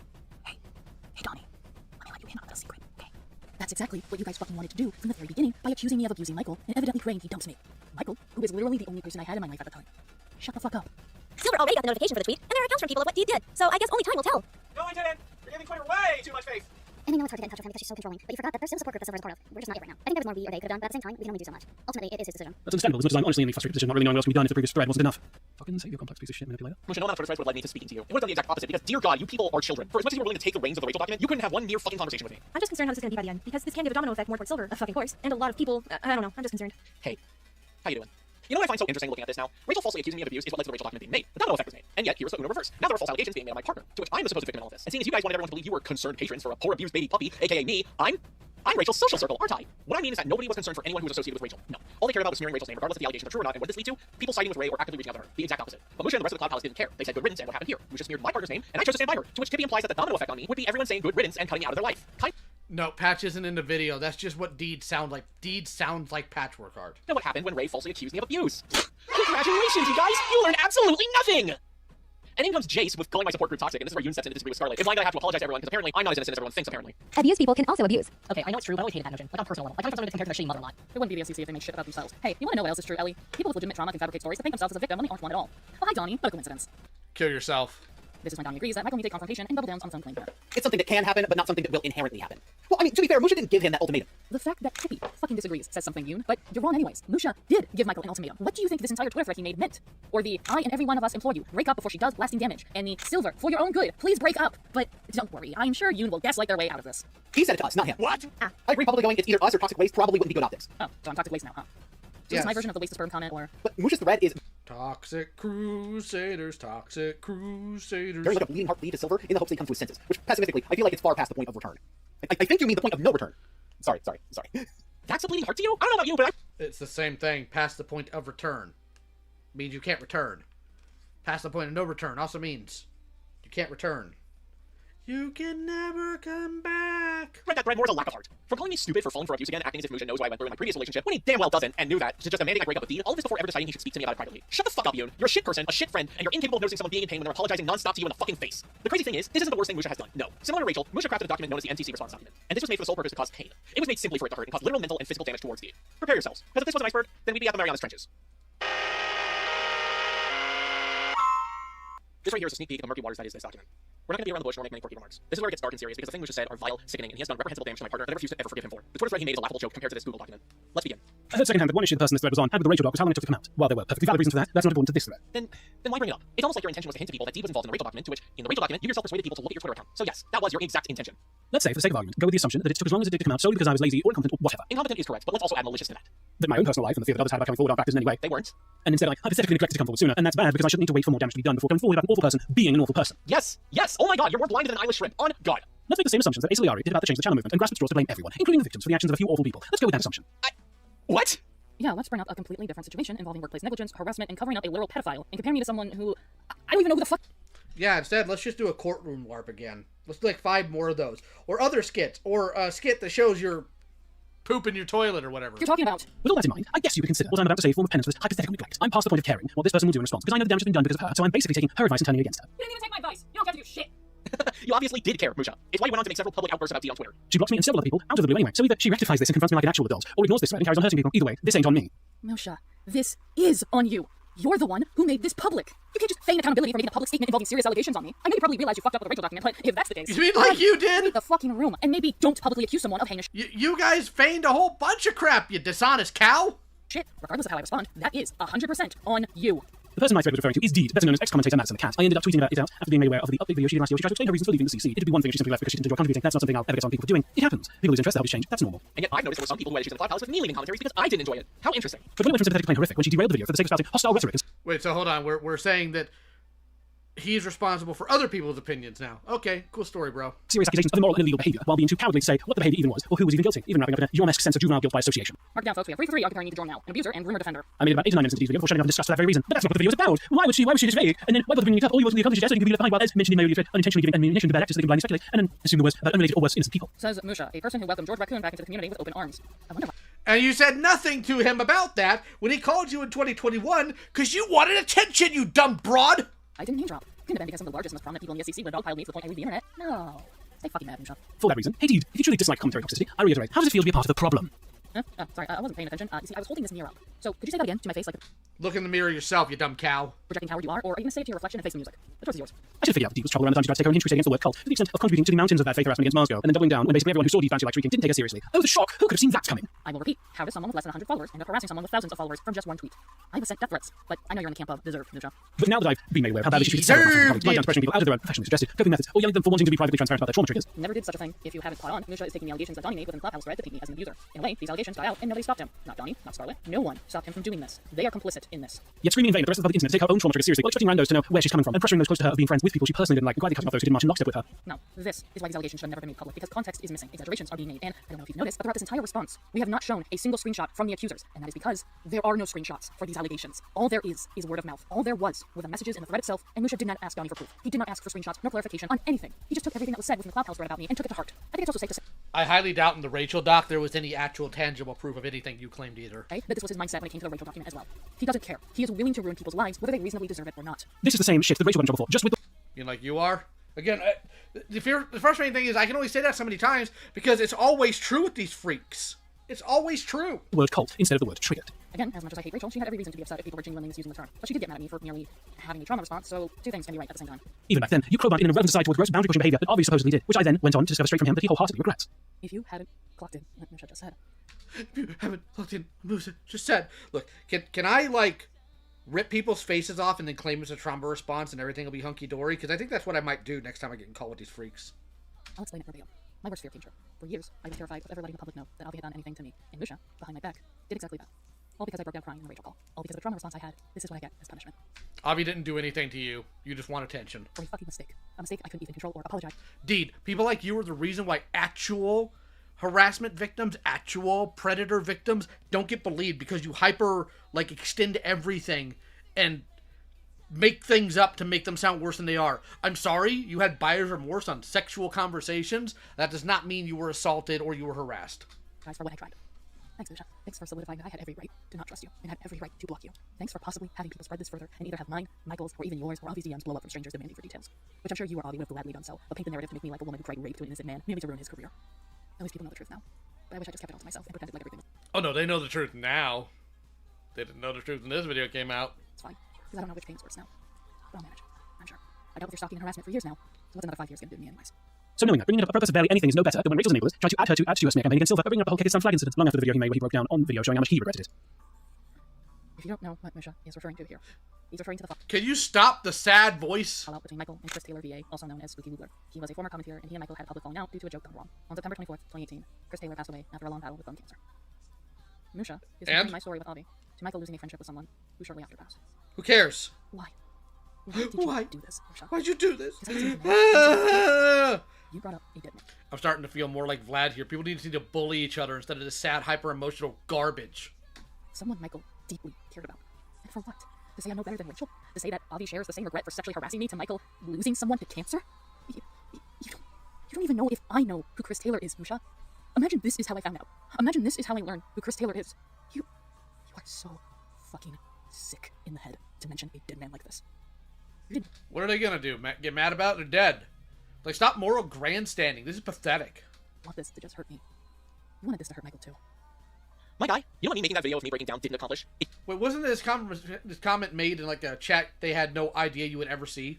Yes, but it was made to hurt you. You're so smart. Didn't get my friends talking to me again. It didn't get me out of trouble with them. And you know what? Fucking deserved on my end. It matters so little how much I regret my actions because I still fucking did badly. Very badly. The difference in this and you and Avi is that I've learned to accept that I couldn't talk to the people like her anymore. Unlike Avi in this instance, I've moved on. I'm doing more to be better. I'm fucking trying. Avi didn't call outs towards him. Very clearly has not. You can certainly explain that you didn't know how many people Avi was affecting, but this is why you become understanding of victims and why you respect their wishes. Because she was right to cut people out of her life. Avi was, probably still is, fucking dangerous. And that's now in part because of you. I might be rambling for a bit, but if I can take a minute to collect my thoughts on this. Fuck you, Musha. Fuck you. Fuck Avi. And fuck the SCC in general for taking Chris Taylor's name and either weaponizing it or covering it in the shame of being associated with a snot fucker. I seem to recall the entire community getting up in arms because of a video about an anime using Chris Taylor as a comparison for another character after Scarlet released her commentary on that mess. But now I see it wasn't about respect. It was about ownership. I'm going to make this so easy for you to understand that if you don't at this point, you're trying not to. Chris Taylor is dead. Chris Taylor died very young because he had cancer. Chris Taylor was someone I was damn close to given we dated. And he was close to so many people that even just for their sakes, you leave his goddamn name out of shit like this. This does not involve him. This does. Or else what? You gonna cry more? Do more lawyer lives? Do a couple more skits where your wife's getting back shots from you? Not involve what happened between me and him, and on God, on fucking God, if I catch you saying his name again for some bullshit comparison like you seem to live by, I promise you, no ocean is going to be wide enough to keep me from putting you into the ground with my two fucking hands. You don't know him. None of you knew him. Stop. Okay, so next time I'm in the call with these people, I'm gonna start mentioning Chris Taylor. I'm gonna see what he does. Stop treating his corpse like a fucking trophy. All it really does make an attempt at atonement seem meaningless when you're just going to keep holding it against him to further your vile agenda and control those who get close to you. His atonement means nothing, and he has right to treat it as nothing. He can do what he wants, improve, get worse, leave, whatever. The damage is fucking done. If Ray atoned, would that be meaningful? Would it be better to just welcome her back into the community despite being a pedophile? I mean, in your eyes, sure, probably. But God, I hope anyone else who's got more than half of a functioning brain cell might see the issue here. He didn't atone, Misha. He outwardly sexually harassed me again and again after what happened. He claims Michael was only dating me for sex, and I was nothing more than a pair of gothic genitals in his eyes. And you knew this, Misha. You were right there in the thread when Avi made his comments. You responded to him when he watched Michael's appearance. So, if anything, you engaged in the harassment against us. It's not harassment. Misha. Is that regret? Is that guilt to you? Does the man who led me to struggle coping with my sexual trauma and caused me to struggle with having a healthy relationship with sex have any fucking regret? We did not need to know these things. You are blinded to defending sex pests. You don't even realize what Avi's participation was in that damn thread. Or maybe you just didn't fucking care. After all, you unpersoned me. So why would you care if someone saw me nothing more than a sex object to be toyed with? Oh, you're deranged. You knew. You knew. You're not a victim. I told you in detail what my ex had done to me, and yet here you are, fine with Avi doing the same exact thing. Seeing me for my genitals and nothing more. I just wanted you not to leave it alone. wanted to find a support system and pals with inside with a man who sent me unsolicited fetish photos. Is that so wrong to ask for? Oh my God, I'm almost certainly late to the party when it comes to that Stinky, sorry, update video. But I'm past the point of caring. If it wasn't for next GWS Man's video happening a year beforehand, that video would take the cake of the worst commentary community event since Chambers of My Heart. Wiss never made an SCC rant video. Also, why is this shit being discussed in a document that is supposed to be about serious allegation? Oh, that's right. This is the same. Why are you crying about hidden threads in videos supposed to be about abuse and the wrongs of the SCC? Which again, you're crying about all this, crying, even knowing you guys sat on the fact that somebody was a predator. None that I'm aware of, Axe. An author who wrote the Rachel document. Right. Anyways. GWS's video was at least morbidly funny. Chambers was at least well slight and ousted from the community before she became a genuine scumbag. Your video was just pretentious, narcissistic, miserable, joyless, mean-spirited, contradictory in places, and bordered on gaslighting with how vague the accusations you vomited forth were. I'm so sorry my video was like that, Musha. Next time I'll have a smile on my face and give a joyous and boastful voice when recounting the time people dragged my name through the dirt and openly say I did shit that triggered a PTSD episode for me. Nice. Oh my The God! powers between you and Rachel in your departure are staggering. Say nothing of the abusive controlling behavior I've been told you've exerted on several people in the Cloud Palace. Hey, Musha, I didn't call the SCC a cult. Rachel did. All I did was call your asses out for shit you guys are blatantly doing out in the public. Stop parading the raccoon's corpse around. Oh, cool. So you just gave people... You mean like you do? Well, we knew. Well, we knew he was a predator, but we didn't want to get bone dog pile to woo. All the sources for your bullshit claims. Fan-fucking-tastic. Hey, quick question. Why the fuck did no one investigate this shit? Why did it take till 2025 for us to be even aware of the Cloud Palace's involvement when it's been known since 2022? And the only thing that makes you any better than Rachel is that you Why didn't you say anything, mushmouth? at least had the courtesy to tell people you were leaving, and even then I shouldn't be giving kudos just because someone comes to their minimum when it comes to transparency. I also didn't call the SCC a cult, but I lose those brownie points because I refuse to believe your delirious reasoning as to why Rachel is a cult leader. Silver, if you come across this threat, I'm not going to act like I understand everything about your relationship with you, and obviously won't ever understand. And I obviously won't ever understand. Correct. But please, for the love of God, stop letting her walk all over you for the sake of ripping you away from innocent people. She arbitrarily decided to hate her vague personal grudges, and even I can tell it cannot end well. Except it did end well. For me, I'm with the person I love most, and I'm now only talking to, well, innocent people. Certainly more innocent than you. You've been through shit like this before. Hell, you've been in at least one relationship on a foundation as rocky as this before. I know from our DMs that you don't entirely agree with everything she does to handle situations like this, but even I'm still beyond unsettled with how many red flags you've still managed to overlook. If there is ever a time to put your foot down, surely a time like now would have been it. First off, shut up. You don't know what my past relationships were like, and you certainly don't know the first fucking thing I went through with the ex that cheated on me. Hell, we never talked about it privately. You just know what I went through given what I was willing to put out there publicly, which given this whole situation makes me regret speaking about it more and more. Second, you don't know what I talked to Dee about. If I have a problem with something she does, I tell her, and it's our business because that's how relationships work. I talked to her about the Cloud Palace, her update video before it released, and everything you fuckers have been doing, agreed, and left of my own accord. How you assume I'm being stepped over and having made decisions for me is a leap in logic I personally won't understand, nor give the time to entertain trying. He is, at best, just another unhinged conspiracy monger who aired out her personal baggage through an abysmal CC rant. Hey, I'm not the one who owns the CC Conspiracies account. That's all you, my guy. It's also not a conspiracy if it's true. You are literally walking, talking proof that the SCC harbored and protected rumors, like George. Shush. At worst, she's a self-centered, sociopathic ghoul, showing the warning signs of becoming the next potential Rachel Mills, with the only differences being a bare minimum in informing her audience of her departure. The specific words she decided to release in vain of considering context, intent, or demonstrable harm, and not ever reaching the same peak of public influence that Rachel did. I'm not going to argue with culture anymore. Being insensitive cunt. I don't care. You already are in many other regards. But Rachel is also a rapist, grooming, pedophile, and I have an inkling of the feeling Lucia believes I am too, seeing as how he did an impression of me mocking molestation, and implied I should be outed for being a supporter of it too. I fucking hate it here. Someone blow my brains out, please. And after all, the horrific stories from everyone close to me that I've heard in private as far back as April when I made a subtweet thread, I'm done pretending otherwise. I really hope someone called out the amount of subtweets that were made in the SEC and how absolutely pathetic they were. True cowardice right there. I'm outing all of your asses, and if I had the full legal fucking names to use, I'd put those out there too in a heartbeat. And if you want me to be transparent, the only thing stopping me from calling you out by name. So because people were mean to you, you're willing to dox them? Let's rewind that just to make sure.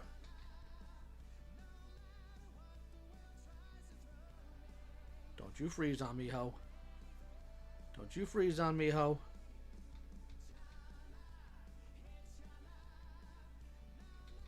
Come on.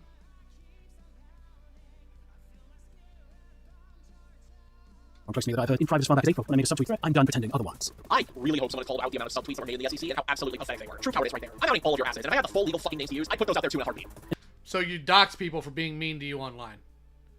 Not for being predators. Not for dangerous behavior, but because they were mean, you were one to dox them. Why am I the one getting grief when these idiots exist? If you want me to be transparent, the only thing stopping me from calling you out by name back then was partially concerned for the well-being of others close to you, but also because I was going through considerably worse things in my own life. We're talking daily central line and constant suicidal thoughts levels of awful. I get that empathy is an inconvenience for you, but if I felt it was more important to put my life back together than directly calling out the awful behavior of someone who hurt my friends and colleagues, that's not a sign of being uncaring, that's a sign of basic priorities. Stop you right there, Musha. This is textbook manipulation right here. Because why the ever-loving fuck are you talking about yourself and using your fucking suicidal thoughts in a document dedicated to Deed that's literally smearing her fucking name? You wanna know who became massively suicidal after finding this? Deed.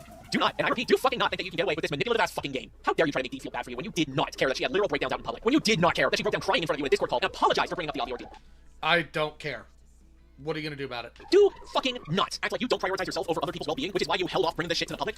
Like you guys did. And I keep saying this, but you guys literally did that. You prioritized not getting bullied by these dorks over children being put in danger. You literally sat in the thread talking about how you were gonna get food and watch a movie with your family whilst you were writing serious shit. You know what this reminds me of? It reminds me of your bitch-ass apology to Chewie that you wrote while, funny enough, you were out and about watching a fucking...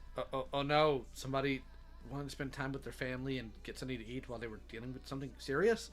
So if I'm dealing with something serious, I'm not allowed to eat? I'm not allowed to spend time with my wife? What is this stupidity? Movie. Why exactly did you, for an apology document, spend 2/3 of it doing what I can only describe as a Dennis Miller routine about the SCC? Well, that was the leaving portion. Is that what you're referring to? I'm referring to the document you wrote that began with apology to Julie, and then you spent 2 pages talking about I didn't like the community anymore. Again, with energy, I jokingly described as a Dennis Miller routine. Do you know who that is, Musha? Fine if you don't, I'll drop it. Oh, yeah, I know who it is. I know who it is. Okay. I'm just trying to see if you're referring to the same thing I'm thinking of, which, yeah, no, I do know it's that, yeah. Okay. Like, why didn't you make those separate documents, for example? For efficiency at the time. When I was contacted about when someone was messaging me in the conversation that led to me making that document, I wasn't actually at home, I was out and about, and making a movie theatre, so if you want a simple answer, it was efficiency. It was efficiency. Okay. I also want... The way obviously now, looking back at it now, the way that, yes, the way it's framed, from your perspective, I get why it seems odd. But timing and efficiency are purely the reasons why. How fucking dare you bring up your own mental health and suicidal ideation when you disregarded all of that when it came to Dean? Don't even fucking try, my guy. It is taking every fiber of my being to not crush your fucking skull in. But fortunately, thousands of miles are stopping me, currently, from doing so anyways. Get wasted at a pub and fall into a sewer pipe, you piss rat. You hate the fact that... Brother, I've seen your built, I've seen your muscle mac. You're not crushing anybody's skull in. I doubt you even know how to throw an actual punch. Commentary community harbours those who engage in awful behaviour deeds. Okay, how about you start cleaning up that supposed issue by not tolerating immoral behaviour like yours, you pompous, cowardly, parasitic wench. I'm so sorry, oh my god, what the fuck? Fuck you in a minute or so! And there you have it. Not only does Musha quadruple down on calling me Rachel 2.0, not only does he backseat diagnose me with narcissism sociopathy, not only does he claim that I am unempathetic, not only does he state that I have done immoral things, which could imply a lot of things, not only does he slut-shame me by calling me a wench, but it's not like Musha would have the gall to release this to the public. Right? Right? I finally masked off, albeit with the fleeting silver taken out, and the thread updated a little with reference to awful goings on in my own life that stopped me from coming forward sooner, and with a connection to the Rachel doc dialed back even more. So you had 2 masks on, Musha. Also, bullshit on the dialing back, but regardless, if you, my dear viewer, can have working on the tweet to the document, yes, Musha publicized this document in a sense. That's not the only thing he publicized, however. There is one thing that I have yet to share, and Musha has not. I've hidden the detail from the Rachel document update, Clubhouse read made on me, but also here, in this document. I refuse to let the voice actor read this, because even if it's not Musha himself, it is still his words. And it should be my voice, my words, who share this, not him. I will show the paragraphs in this document that I did not show. Oh my god, we don't care! On screen right now. Musha mocked my childhood trauma time and time again. And? Actually, let's go ahead and see if that's even accurate, because we all know that Deed's proven they will lie. Like, they will just lie about things. The latter, which, hold on, secondhand descriptions and firsthand accounts, I've read their behavior from colleagues of mine, combined with multiple public outbursts from M on Twitter, I bore witness to, all show concerning parallels with Rachel's behavior, right down to holding a vague, cowardly, bitter grudge against anything remotely commentary community related, that plunges into toxic levels of cynicism, sociopathy, and guilt by association. All that in addition to displaying a narcissistic disrespect for trauma triggers other than M's own.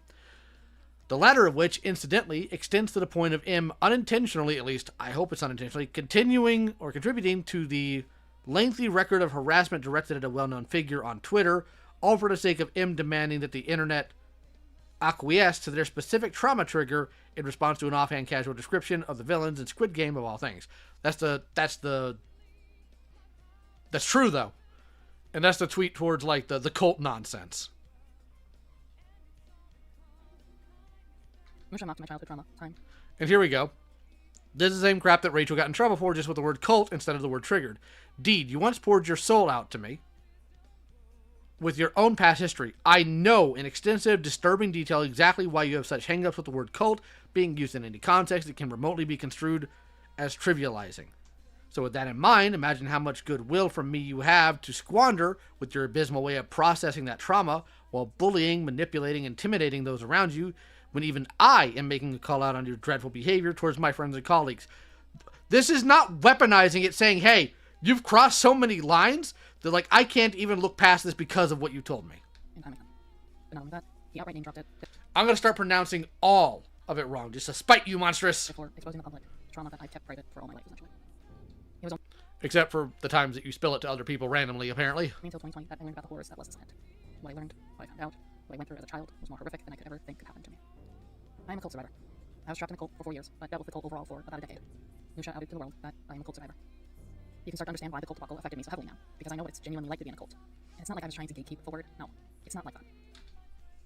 This is so unspeakably pathetic. If it's that bad to where people just making offhanded comments about cults or joking about cults drives you to that level of obsession, you need a therapist, like severely, and to just stay offline. I was simply trying to stop people and get them to truly understand what cult actually is, so they can stop and maybe do more research before calling something an outright cult. No, so you can trauma dump on them and they can look at you and say, oh, you poor woo-woo victim. But nobody listened to the cult survivor. Instead, I had people rub in my face that I apparently hung around a cult leader and hung around a bunch of cult members. It's like telling a rape victim, how's it feel to once care for a rapist? It was hurtful, suffice to say. I just tried to explain to people that they got it all wrong, but they did not care to listen to me, and therefore continued to parade it around. Because you're a moralizing Nancy who, instead of just taking, like, hyperbole as hyperbole, you want to, but actually everything. That's why. Therefore, mocking my trauma. This is why I said earlier that I had multiple breakdowns, because I was constantly being triggered by these people nonstop. And when I begged, pleaded to people to stop, they wouldn't. This is why I had public outbursts online. I was pushed into having manic episodes because I was being ignored, disregarded, and felt fucking laughed at. That's your responsibility to handle, not ours. Wasn't the only time she disregarded this trauma of mine. In fact, the reason why I stayed inside all the time back in the day was because I was hiding from the cult. I changed my number due to them sending me extensive threats in graphic detail. So when I heard small noises coming from outside my apartment, when they found my social media and sent threats through there or sent anonymous emails, I had very bad episodes. Start harassing them back. Buy a gun. Do all these things above. And this is when Rachel said what she said. I censored it earlier, but there it is. This is what... Listen, girl, not everyone is your abusive cult effers. I don't mean in a critical way. This is something people have to tell me all the time. Okay, what's so inherently wrong about saying that? You don't know. You can never know. My childhood friend became abusive. My ex turned out to be abusive. Even my effing family didn't care. Who's next? Whose mask is gonna fall next? I already abandoned and left friendships. Okay, nothing Rachel said here is incorrect. Or wrong. Or even cruel. This is what she said to me. Mind you, I had escaped the cult less than 5 years at that point. As for Blaze and Chris, there is a detail I redacted in retelling of the call. I didn't just explain to Kaden why he was wrongfully calling Rachel a cult leader. Because I was forced into a call and I was already mentally drained, I said fuck it, and I went into the nitty-gritty details of the trauma I went through regarding the cult I was in. And you know what? I'm glad I did. Because it got Blaze and Chris to shut up for a goddamn minute. It was pure silence. And then he apologized to me. However, I know he wasn't apologetic given the cult labeling did not stop. But the second round of trauma dumping Chris did on me? Well, because I had brought up my childhood trauma, he thought he would do the same and decided to play a little game called Who Had It Worse as a Child. He lost. This was actually not the first time Chris decided to play that game. The answer is I had it worse as a child. Because I, at no point in my childhood, ever got the USS flag. Me, and you should remember the last time you played it. Because he lost back then too. As for Musha, the censored text in the DMs regarding my own request for the Rachel document, well, that was me sharing my feelings in the cult debacle event and how I, a cult survivor, found it insensitive and offensive that everyone did this. I thought you'd understand my perspective, Musha. And when I told you this information would stay between us, what did you tell me? You told me that you had no intent on exposing my trauma to the public. Which was a lie, wasn't it, Musha? Not only was my trauma mocked and belittled numerous times, and my trauma was outed to the public without my... It was not outed to the public. Never outed to the public. You have yet to show that it was to the public. Cloud Palace was not public. You had to be voted to even be let in, you stupid, blithering, sad sack cow! Sent by Musha. Here is Musha, outwardly telling the Cloud Palace that I'm a cult survivor, a server that had members in the double and possibly triple digits. Anyway. And? That's not public. Could have seen that thread. Not just 19 people who engaged in it. In fact, you were so adamant on being Mars Girls' sim, you outed my trauma just to show off the tweets, to which you and Tippy had a discussion over it. Tippy, someone I barely fucking knew. And? He downplayed my CSA trauma anyways. Here was Musha outwardly telling people in the Rachel document update that the reason he wasn't going to link those tweets he made was because he directly name-dropped what my trauma is. So it wasn't even the first time he outed my trauma to the public. It would have been very easy for people to connect the dots. Well, saying he's not going to link something because it's going to out your trauma somehow is outing your trauma? Are you insane? It's Musha. Not only that, there's the last fucking line of that damn MTC document. I mean, you know, they say, right, they who fight Jim Jones only end up producing their own knockoff brand of spiked flavor aid in the end. I'll give you this, Musha. You didn't call it Kool-Aid, but you're still a fucking moron. Because what fucking cult am I in? Yours? Rachel's? Bitch, Your own, the cult of ego. I was a loner. I felt alone and isolated when I was in the cult. And I forced myself into isolation when I escaped it. And I was isolated once again due to finding out my entire social circle was a fucking fraud, alongside moving to an area I had no knowledge of, trying to start fresh in life. They just spit in the face of someone who nearly took their own life, and then whose life was threatened afterwards. Fall for cults, kids. Getting rid of them just makes more. I guess. Out of everyone, Musha, you should have fucking known better. Because I told you. I told you how dangerous of an area I grew up in. I told you when Michael helped me move out of my home state. I fucking told you how Rachel mocked the situation I was currently going through.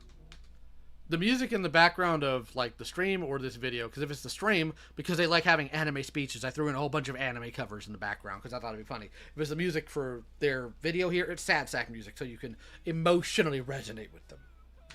This is how I know you know jack and shit about cults. Because it's not often that people come forward about the cult they were in, because there have been plenty of cases where people who escaped or spoke up about a cult who wind up either missing or dead.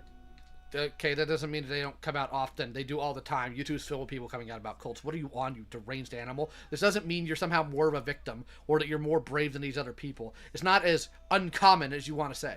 If it wasn't for the fact that Michael helped me, you could have put me in a very, very dangerous situation. And you knew this, because you said you kept my anonymity due to my safety. Well, I guess my safety be damned, huh? I hope you're smiling, knowing that blood could have been on your hands. I can't imagine being like near my 30s or in my 30s and saying something like this about myself. Hope you're happy. Blood could have been on your hands because you, checks notes, had made passive comments about me being in a cult. Oh my god. Because if not, all that makes you is a heartless bastard. There's no reasoning. There's no explanation. There's no motivation. You are just cruel to be fucking cruel. No, it sounds to me like his motivation was you're an annoying, attention-seeking moron, and they didn't like you. I didn't go into the nitty-gritty details about what the cult put me through. I only gave Misha the basics. The basic. And you will, I'm sure, again. Speaking of stuff that Rachel knocked me over, but I'm tired. I'm tired of people holding my childhood over me. I am tired of people taking and weaponizing my trauma against me. Then stop giving it to them, you moron! What is it Gallagher says? If you put it on the internet, you're going to be made fun of for it. Stop telling people. This community has to stop trauma dumping in every possible return because they want attention. Ends here. Congratulations. You did the one thing I feared, and it was someone who barely fucking knew me, nor my upbringing who did it. Now I have nothing to fear nor lose. This is That's not true. Based on the call we had, seems like you feared me plenty. My life. This is my story. My goddamn childhood. It is nobody but my own to speak on. And only I get to decide who knows my story. So let me introduce myself. My name is Steve Pettigrew. I was born a double rainbow baby. My parents told me I was a lucky child. Who to what? I feel so lucky given the childhood I had. What the heck is a double rainbow baby? I need somebody with, like, a PhD in woo-woo. Monstrous, what's a double rainbow baby? I was the eldest out of the 3 kids in my family. I am 8 to 9 years apart from my siblings. The reason we have such a large age gap is due to an event that happened when I was 4 years old. My parents were scared of having more kids due to what happened. I wish they had stopped at me, or just never had me at all. Once my siblings could start walking and talking, I started to raise them. My mom loved babies, but hated kids. She snapped at me when my siblings started referring to me as mom instead of her. My parents were a neglectful kind. The house I was raised in, I tend to describe as a pigsty. The house was always loud and chaotic. It was almost eerie on the rare occasions that it was quiet. Emotional, verbal, physical, and sexual abuse happened in that house. Both my parents and siblings were physically and verbally abused. Wait, so you didn't want the people to make fun of your trauma, so you put it out there so more people can make fun of your trauma. Okay, buddy. Okay, buddy. Towards me. I wasn't allowed to dress myself until high school. Even my dad fought with my mom regarding my clothes, but my mom didn't budge for a long while. I was more of a doll than a child to her anyways. I started school as far back as preschool. I was consistently bullied by other kids, but also staff members such as teachers and even the principal. I still remember in high school the vice principal chasing after me down the hallways, and when I hid behind 2 kids, she threatened to... Okay, a rainbow baby, so a double rainbow baby, so that's 2 miscarriages. Okay. Okay. Expel them if they didn't hand me over like I was some kind of prisoner. Wait, wouldn't that be her, like, outing her mother's trauma? My earliest memory I can recall is at 4 years old, where I was in this room playing with dolls and a woman was talking to me. It's all muffled in a blur. It wasn't until my teen years my dad pulled me into a therapy session to find out if I had been sexually abused, as my cousin and I were found nude and on top of each other. Ugh, Vlad, I'm not playing the double rainbow song. Let's see here. Let's see if he's around. We're going to have to pause this for a moment and bring somebody on, because he's got to go to work here in a minute, and I promised him I would go through a certain section with him. So he says it's at the 6-hour mark. So I guess we'll start at the 6-hour mark.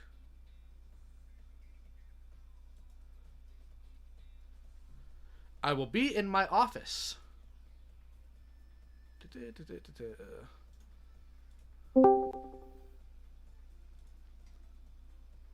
For the chat. You shut your whore mouth! Hello, Baiji. So Baiji, who is the dolphin man. Correct. Hello. So you said it's at the 6-hour mark? Let me get the exact mark. It's in, yeah, like on that too. I think Norden said where it was at. Of course Norden did. Of course Norden did. Well, Norden's the one that went through the whole thing, and... Surprised his brain still functions after this. Mine's starting to melt. Oh yeah, from the parts that you skipped, it doesn't get much better. It's just a bunch of stuff that really... Wasn't this video supposed to be talking like a pedophile or something? It's supposed to be talking about their trauma in this goofy little community. Yeah, trauma about having their favorite band called an emo band that they went on for about 30 minutes. Yeah, brilliant. Now, thankfully, there's like almost 2 hours worth of content here I don't need to go through, because it's just going over the calls, and we already went over those, so I don't care. Mm-hmm. But as soon as you find that timestamp, we can hit it so you can go to work. I'm just about to get to it. I'll get you both timestamps, actually. One of them is at... I'm not changing the stream title to Doing the Deed, Vlad. We are doing the deed. Well, they are. Somehow. Let's see here, where is it? I'm terminally online. Yes, I am. I've been terminally online ever since I shot the fucking womb. Lol. Trying to find the exact...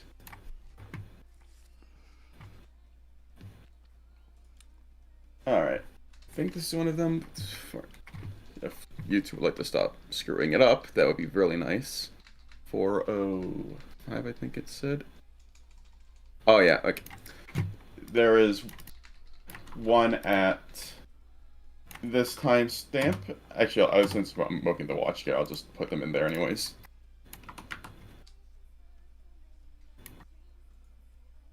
Alright. So just read it off and I'll get us to it. Yep, once I get into the room first. Oh, that's right. You can just drag it yourself. That's true. Yes. 6. Actually, first one is at... Did he get past the... Alright. I'm sitting right now at the literal 6-minute mark. Yeah. That's actually the sex one. First off, we want to get to this one, which is actually earlier on. All right. Well. Round this part right here. This very, very beautiful segment. All right. So in a minute, we're just gonna go ahead and start that. Let's see here. I hope you're ready for this chat. It's glorious. I do need you to check your messages real quick, though. Oh yeah, one moment. Important super secret duck stuff going on in the background, guys. Indeed. Yes, indeed. I love the whole thing, like, where this guy keeps trying to act tough in the call. It's the best like in this video. When, for those of you who haven't seen the call I had in private with these two, let me give you guys a little taste of what it was like. I was scared as a piss baby. There we go. That's amazing. I love that. That's great. That summarizes the whole call for you. All right. Let's go ahead and play this. Let's watch this patchcore video. Julie, the victims of Rachel, the victims of George Raccoon, or any other victims of the SCC. You pompous, cowardly, parasitic knave.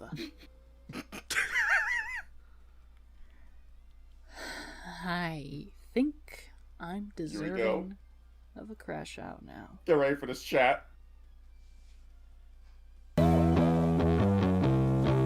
Oh yeah! Oh my God, are you kidding? Look at that place! There we go. We just have some nice fat juice. Do they clean anything? No. Also, I'm gonna have to put this at multi-speed because I don't want to get copyright struck. Look at that oily ass hair. Oh. Holy fuck. Look at these walls! I know. Oh my God! Oh my God! Ah! There it is. Perfect timing, Leo. So there we got the Coyote Lovely headquarters with that nice poopy toy, and somehow they got it on the cabinet. They got on the fucking walls. It's beautiful. Just so people can see, I moved it a little so people can see. Look at this! Look at this grime and poop juice on the side of the toilet and the cabinet. The walls. It's on the wall. It's everywhere. Why would you do this? I hope all of you people watching ate before watching this stream. Like, look, I had to film like one thing for my channel in a bathroom, and I made sure everything was clean because, of course, I would be in general. But it was just for like 10 seconds of Donatello swimming in like bathtub water because that was the toy's function from the 90s. Like, how do you film an entire artsy scene? They had to shoot this, edit it, upload it, check it, and they still looked at it and said, no, that grime on the toilet seat, the side somehow is the best. The best part, though, is that like, look at it. That shit's dry. It's been like on it for months. Like, years.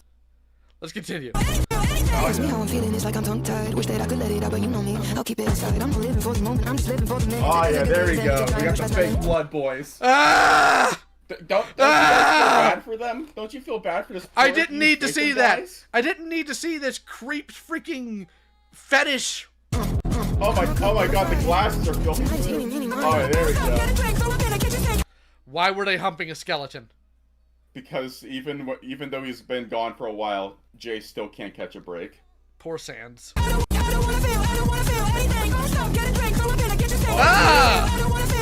They're just pulling a nice Lumi, throwing up. We got some Lumi mentions in here. Look at the bathroom still. Like look at the sink. Look at the tap. God. Look at that fucking. Also, that's brilliant right there. Having a bunch of outlets like open, exposed right in front of the sink. That's a brilliant idea. With like the hard water residue all over the faucet. What is with these people? This is disgusting. Masiokas' house is better than this shit. Holy fuck. Ugh. Oh yeah. Oh, that's a pretty big thing. What is this supposed to take? What's it supposed to do? Oh, yeah, that nice mirror. Look at that mirror. What? Why is it covered in jizz? Baiji, do you notice the little poster on the side with the bathroom rules? The bathroom rules. You need rules in your restroom, people. All I remember is blacking out. Like I wasn't really there. I was present in one moment, and another, the one that. So there you go, chat. Why? It gets worse. That's Yeah, not the only one. Let's get to the next one. Yep. Let me get to it. 6:30. Oh boy. If you thought that was bad, chat, you've seen nothing yet, my friends. Let's just skip to. It's like a minute before it starts. Let's see like what the build-up is. Justifiable, because he is never angry. But the real question is why? Why did Donnie get away with so much? Why was I and many others who are trauma survivors ourselves treated like dirt, yet Donnie was practically infantilized by a community of people? Oh, my trauma. Because My unlike trauma. Donnie, I'm not the perfect victim. Oh, here we go.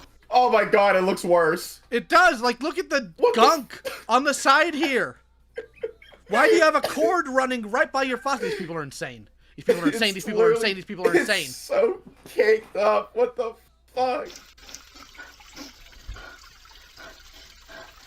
Oh, I got more of that poopy counter. Physical trauma.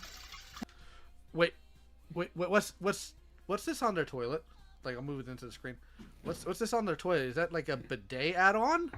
I think it's like that thing like for like handicap people to get up or something. I don't know. Why? All right. That just makes you look stable. Actually, you know what? I'm gonna put this one at normal speed, so All everyone right. can suffer properly. Yeah, then you feel our pain, our trauma, if you will. Nice job dropping ashes on victim yourself. doesn't use narcotics or any other forms of substances. That just makes him look like an addict, not Why haven't you taken care of your yard? trustworthy. Oh yeah, look at all this stuff. Just you have all these like, there's crabgrass everywhere, and it's just all this like abandoned equipment just laying all over the place. There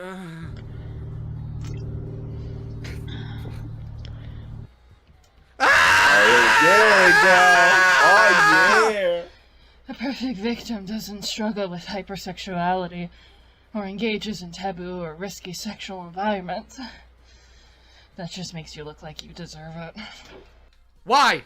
Why was this here? Why did this need to be here? You know, just to really get into like the real cuck mindset of this guy.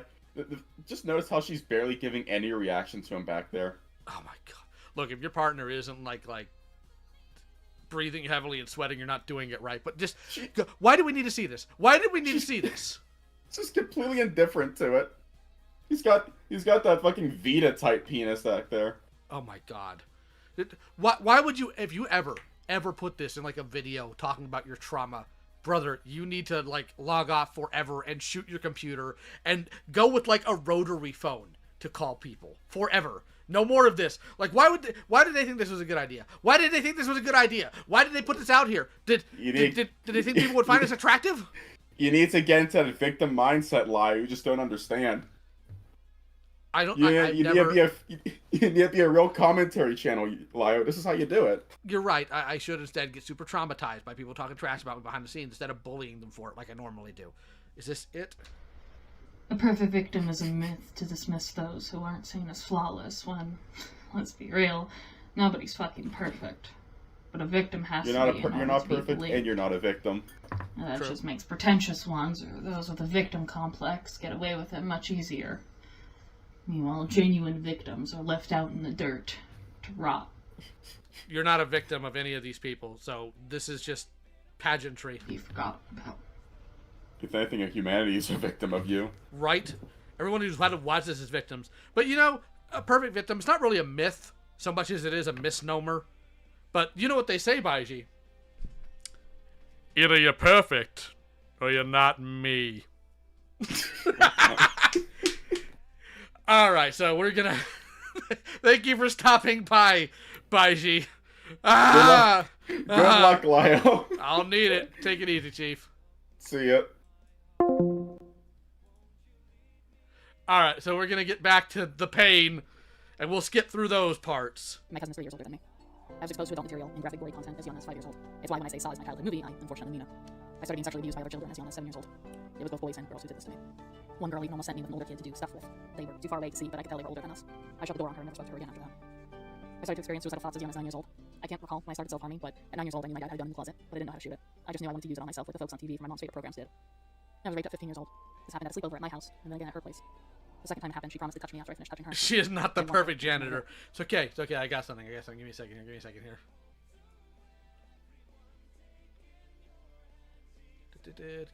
here. Gotta find it.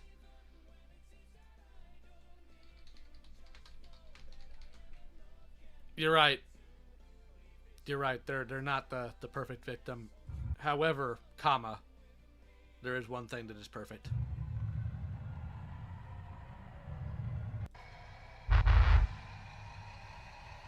We prepare for it.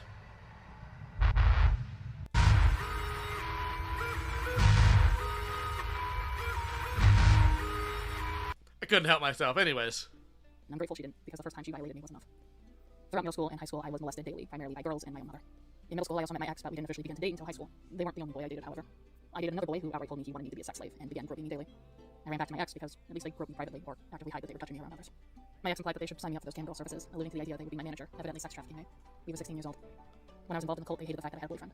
This eventually led to the cult making false rape accusations towards my ex, and I was the alleged victim. I tried to explain to them that I wasn't raped by them, but rather I was raped by somebody else. They then proceeded to tell me that it was nothing but a mere experience gone wrong, going as far as trying to convince me that I was just a lesbian. They threatened me and my ex's life if I were to ever tell the police, school staff members, or any other students the truth, so I was forced to stay silent. This led me to attempting to end my own life. I didn't attend school for the rest of that year. At school, the cult said I attempted suicide due to the rape as they were in contact with me. This was a lie. When my ex and I secretly got into contact, I explained to them what was going on, and I apologized to them over and over and over again. I felt relieved that they believed me and told me they still loved me. I was willing to be with them as I felt so guilty for what had happened that I was willing to allow my reputation to be ruined, because it didn't make sense for a rape victim to be seen and dating her alleged rapist. Why do we need to know any of this? They protected me if I escaped the cult.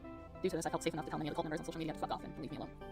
When the school year came back up, my ex dumped me. They started avoiding me at school to the point where I got in-school suspension if I came within 100 feet of them, because it was now being harassment due to the false allegations. Because I chose to stand by my ex, the cult then turned around saying that I faked everything, and when my ex dumped me, the rumor was that I was like a bitch who just was obsessed with my ex. On the first day back at school, I was jumped by the cult and immediately was suspended for several days. It was my word against an entire group of students. It was a losing battle. The assaults and threats didn't stop there, however. I proceeded to get in-school suspension multiple times. One day, the vice principal called me into their office, and they said that I was under the suspicion of planning on committing a school shooting. Rumors had gone around that I was planning on shooting up the school.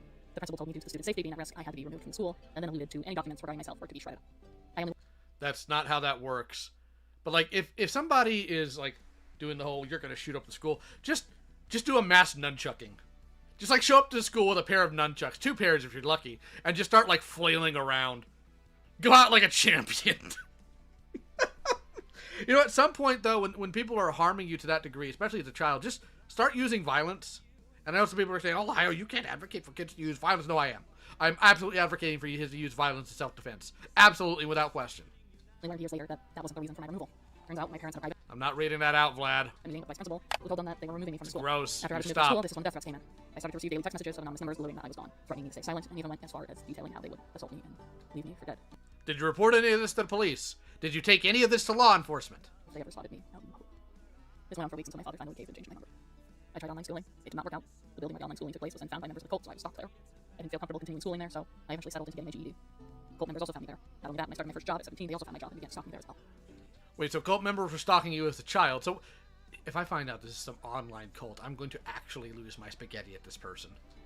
I started to wear sunglasses, a mask, anything to cover my identity when I went out in public. I can't recall when, but at some point my ex reached out through social media and wanted to rekindle our relationship.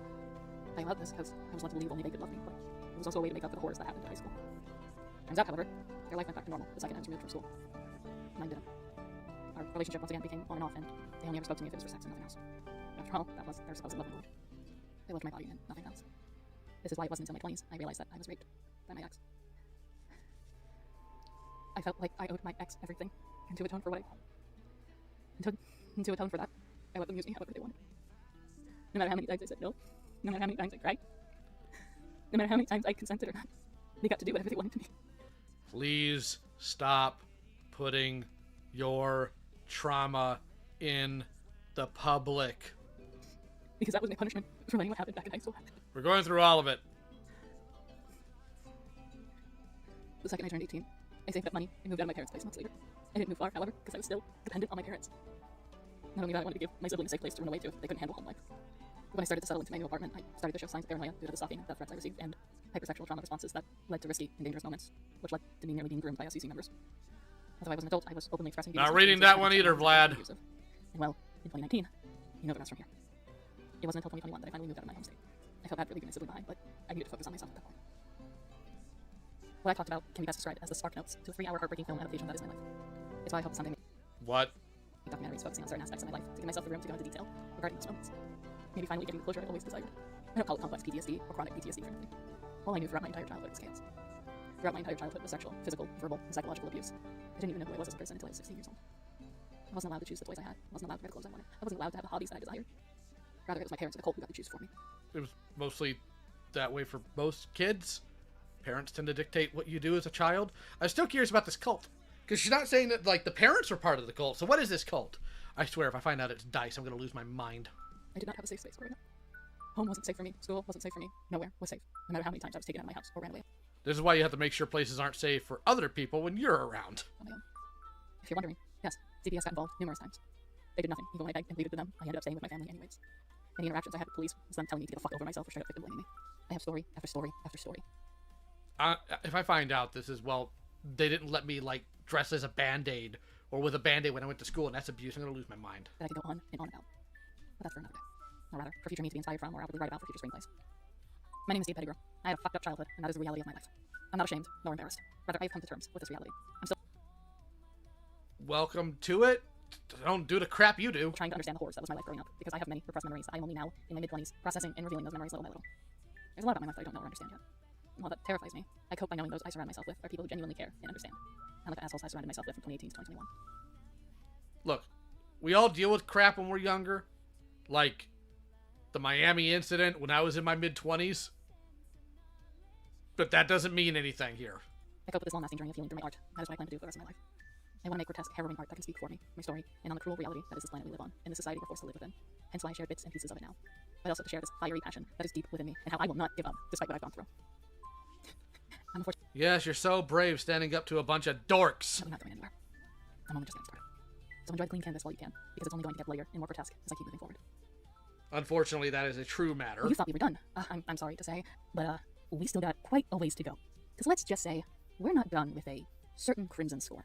Following from that, I drafted up a response I haven't tweeted yet, partly for reasons Scarlett brought up, but mostly because I wanted to run it by people first. That's right, my dear audience. Remember how we brought up earlier that Scarlett gave Musha some advice that he completely ignored? Well, if you recall, the advice that she gave him was to tone back on the ultimatum and force Michael to break up with me, which Musha didn't do. But have you noticed something? With everything that I just listed out, including stating that I have done immoral things, comparing me to Rachel, backseat diagnosing me, and let's not forget the worst of the worst, literally outing to the public what Alfie did to me alongside my own childhood trauma, Scarlett here had absolutely no problem at all with this. What do I expect? The same bitch who decided to talk about my child's sexual assault trauma in a Discord server where shit ton of strangers, including minors, could openly read it. See, that's an actual point that's valid. You shouldn't be talking about this around minors. That's a valid point. Only took you 15 hours to get to it. What was Musha's response to all this? Also true. Gonna get food and watch a movie with the family. I can come back to more feedback besides overhauling that one paragraph if there is any. I know it felt cathartic for me to become aware hidden, but I don't want to go public with it and then causing damage to the wrong people after all. Understandable. Ultimately, if we were to make any kind of address towards him, it'd be saying that we miss him and we want the best for him. Let it be known that Scarlett thought it was understandable for Musha to be this cruel and, quote, become a were-heaton. And Musha, you fucking did go public with it. Compare the tweet and the document once again. A were-heaton. What does that mean? Calling yourself a were-heaton is wrong, Musha, because I personally can't recall a time Heaton did anything nearly as heinous as publicly outing someone's trauma. You can cry that your Twitter account is locked and that nobody can see it, but... Let's read that editor's note. I'm curious. Whilst working on this response, Heaton had come out a video where she outwardly admits to outing someone's trauma without their consent. Looks like Musha was fully aware 21 hours ago. So you just took the screen cap back then and whatever. Do not care. Fantastic. Before you ask, the video is dog crap. Heaton's victims are not pleased with it. Neither are we. Your video should be just titled "And Heaton" because you take no accountability or actions. Okay. To make amends for what you did, do better. When's your turn coming? As heinous as publicly outing someone's trauma. You can cry that your Twitter account is locked and that nobody can see it, but for a time, people could. And now I'm personally wondering if maybe the people who previously made SCC rants might have had a point if someone like you was prowling around in it. This alongside your crusade for shutting out the voices of the victims of George Raccoon. Buddy, you shouldn't just not be in drama spaces, you shouldn't be in spaces. You are even... So says the law of the cuck. Vile individual who is way too easily willing to throw away someone's personhood on the grounds that you personally don't like them. I don't want to see you again. So, despite not being listened to, what did Scarlett overall think of Musha hosting this vile thing? The closest one to a voice of reason. What did she have to say? I finally masked off, albeit with the fleeting silver taken out, and the thread updated a little with reference to awful goings on in my own life that stopped me from coming forward sooner, and with a connection to the Rachel doc dialed back even more. She's gonna cry about it on Twitter and drag Silver along with her. That is guaranteed.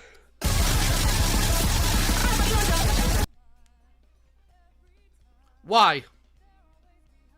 Why was this necessary? Look at all the anime, nonsense going on here. I really don't care about the anime where the children kill each other, thank you. No, Scarlett. I would have done more than just cried. I would have done more than just shown Michael the threat. I would have fucking killed myself. Unironically speaking, 100% being honest here. Legitimately, I would have ended my life, given my mental state back then. Then you shouldn't have been online.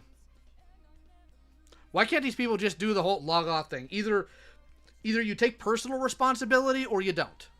I know you don't care to hear this, but there's other shit going on in my life outside of the internet. So it did not help that you Then you should have logged off and stayed off until that was resolved. guys were treating me the way you guys were back then, both before and after I had stopped talking to you all. The truth of the matter is, I have been fairly private about my mental health this whole time.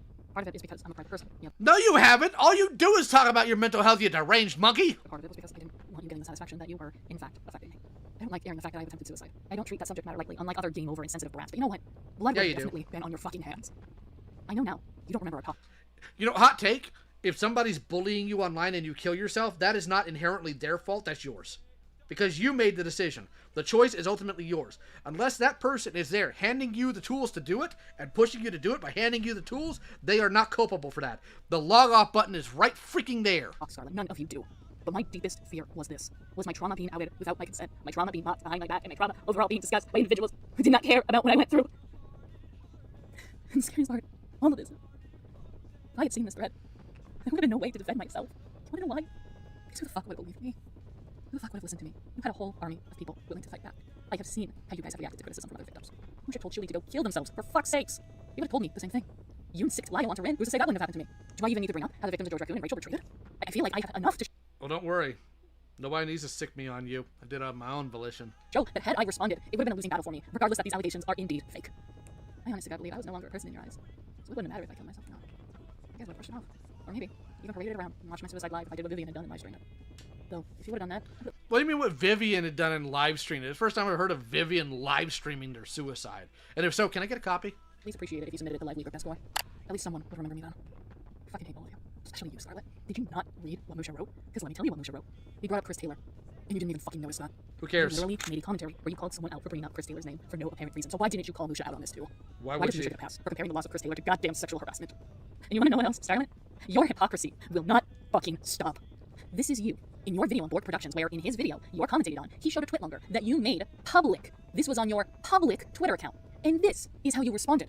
Like I said, Scarlett's not a very social person for good reason. All I'm about to show you is a twitlonger regarding Scarlett's personal struggles. This is the whole world to read, so we will be in the description. Okay, no, we're not gonna let anyone else see that. Not ever. That twitlonger I made was to open up about my anxiety and Asperger's syndrome, alongside my depression and how it was affecting me at the time. It is not for the whole world to read. There's a reason why I buried that in the first place, so that I can move the fuck on from the situation. You know, some people actually don't like opening up about their issues because they think it will burden those who they talk to. So tell me, Scarlett, why do you get to react that way to something that you chose to make public?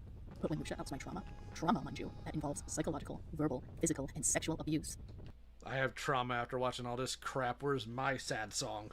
Without my consent, you say nothing except, she's going to cry about it. Do you so desperately see me as this monster that you have manifested in your mind? Yes. You just cannot see how vile of a fucking person you are for being. You're no better. You know, you have something in common with Musha, Scarlet. And I'm not saying that to play the rules of your damn comparison game. No, I'm saying this because I notice you two are the only ones who gave a damn about this document, and it's this. You both pretend to care.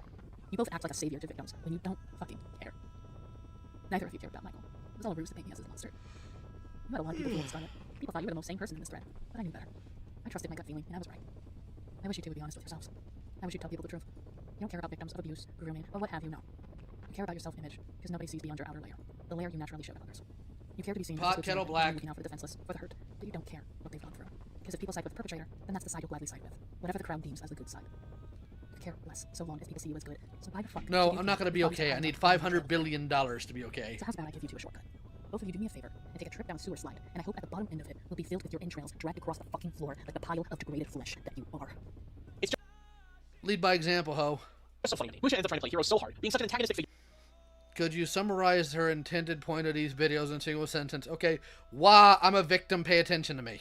In this thread, only to tuck his tail, and he's shaken scared by the courthouse. Scarlet claims Dee is going to just pout and cry and take me down with her. Only for Scarlet to do the exact same thing the minute her claims regarding Julie come out, with the only difference being there wasn't anyone stupid enough to follow along with her typical shit show of screaming and crying whenever things don't go her way. I'd call it ironic if it wasn't so goddamn predictable. The SCC reaps what they sowed, and now both of them are left with nothing of what they used to be. Not heroes, not friends, but cowards. Leave me and my wife alone. You forgot pathetic within the midst of that, Darlene, and they're pathetic because you want to know why all of this is happening?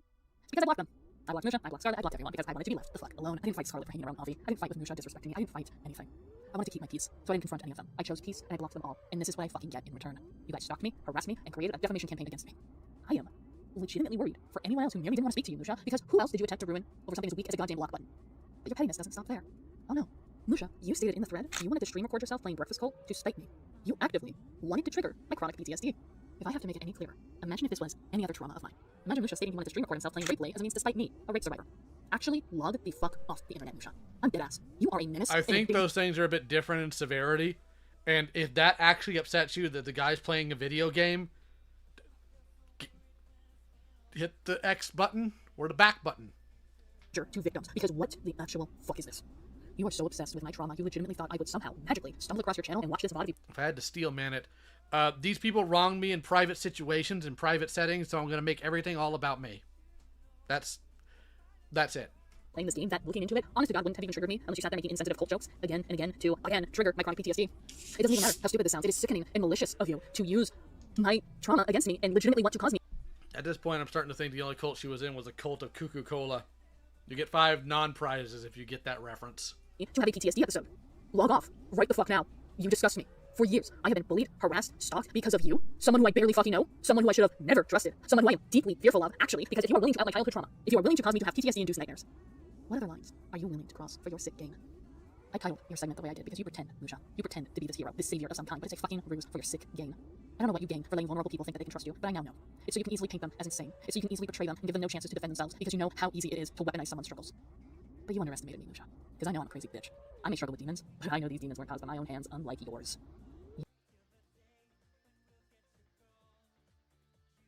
You let your inner demons roam wild, all because I fucking blocked you. Call it petty, all you want, but I did that. I just wanted to be left the fuck alone. I didn't want to argue. I didn't want confrontation. I just wanted some form of peace and to move on with my life. But I couldn't even get that. On God. None of you fuckers couldn't even leave me alone. You couldn't give me the bare minimum and just leave me alone.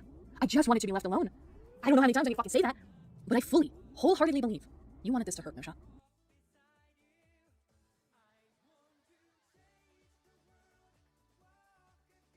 You wouldn't have cared if I committed suicide. You would have celebrated the fact that this led to my demise. The only person you care about is yourself.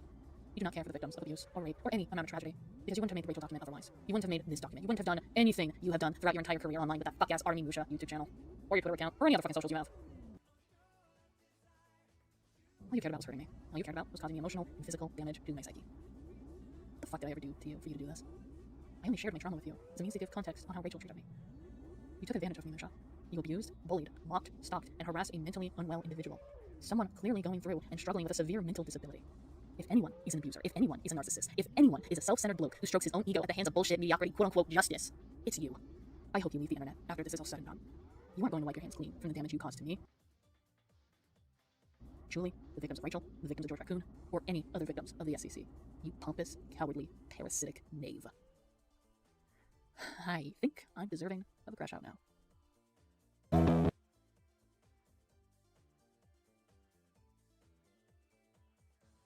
Why did you fucking say it? Second of all, you cannot turn around and call them out for basically calling you out by using a word inappropriately to them, which affects their trauma, and then turn around and call them, and I quote, call them out for doing, and I quote, a lengthy crusade of crass exploitation of pushback against child predators within Western anime fandoms as an excuse to be a shallow confrontational xenophobe towards anyone with a passing interest in anything vaguely Asian. Just because someone doesn't like or is uncomfortable with or has an actual trauma reaction to anime does not mean they hate Asian culture. It is more racist for you to say that anime is all Asian culture than anything that they could hypothetically be saying. Because I'm fucking sorry, there are other things in Asian culture that are pumped out by everyone other than fucking anime. Like, no, I was not muted and paused for dramatic effect. I forgot to turn the mic back on. I was making some noises here. I would love to see Monstrous Indeed fight it out in the Thunderdome. So I'll let her know if I talk to her that you want that, Monstrous. Jesus Christ, you're calling them out for being over the top and overcritical of you using the word cult. And you say a statement like that towards them. Your personal filters are just off because I can't even imagine somebody as disgusting as you to manipulate truth like this. This is absolutely ridiculous. I swear, and I would like to point out, this is everything I just got from the words they've said. And if no one is that self-aware of the words they say in conjunction to a text thread that this is all taken from, that they can easily access, they can easily read, and they can easily refer to, get over yourself. Because I can fucking tell you, before I recorded this, I never even heard of you. You didn't exist to me. You don't exist to thousands upon millions of people. So stop acting like the pariah and the paragon of virtue. I don't know who this is, and I don't care. I don't care about other people running their mouths. Let's talk about the Donnie situation now. Let's see, the Donnie section is about 2.5 hours long. Cool.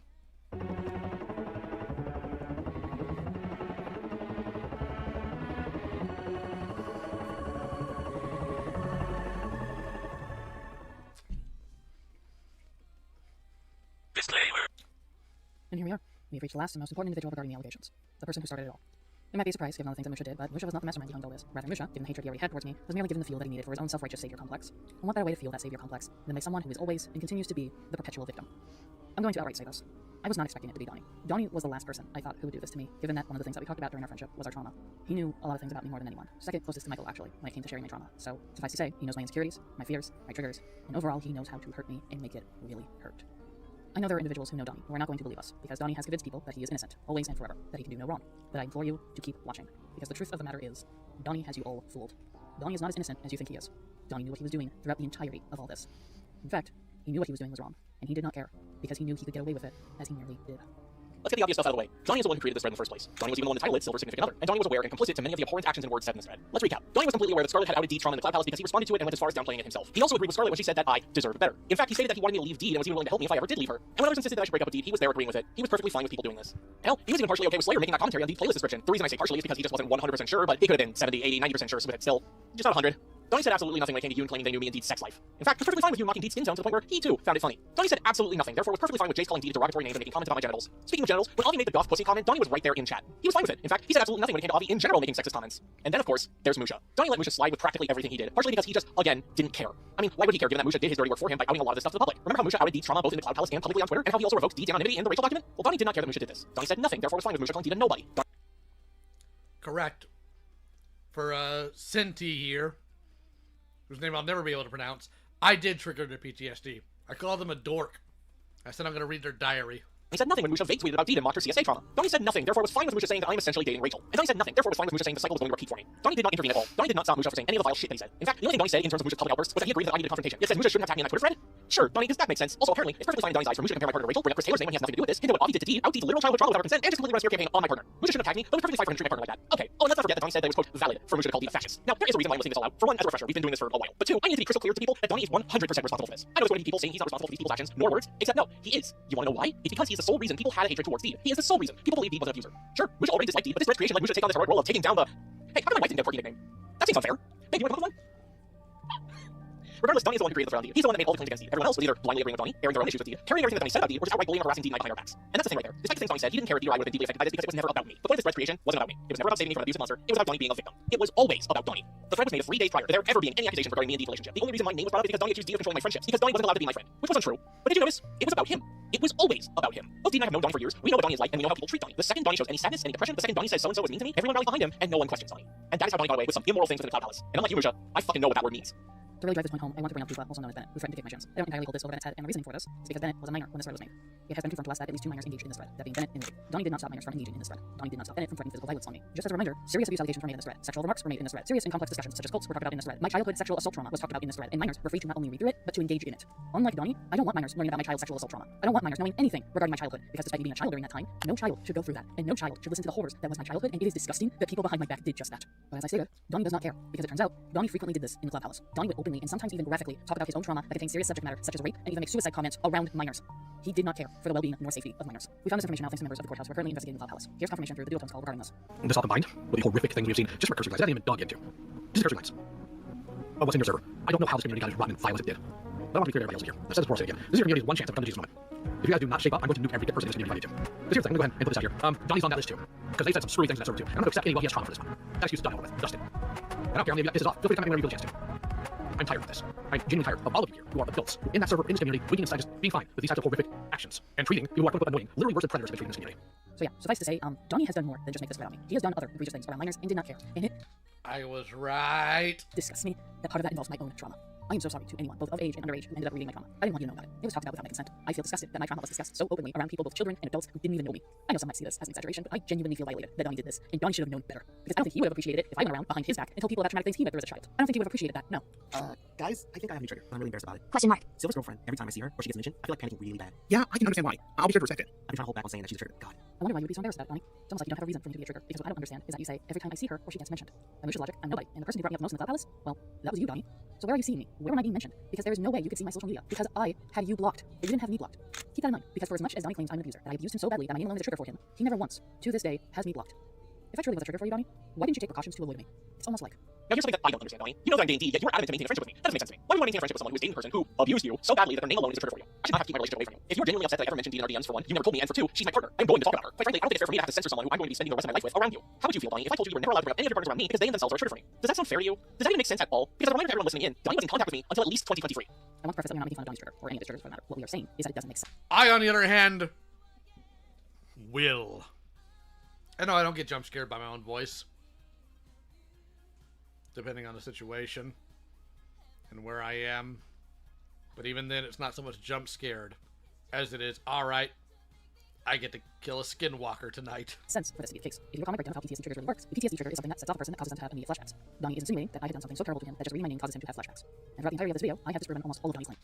You see, the natives, the indigenous people of the Americas, talk about how if you're in the woods and you hear your own voice call your name, you shouldn't respond to it.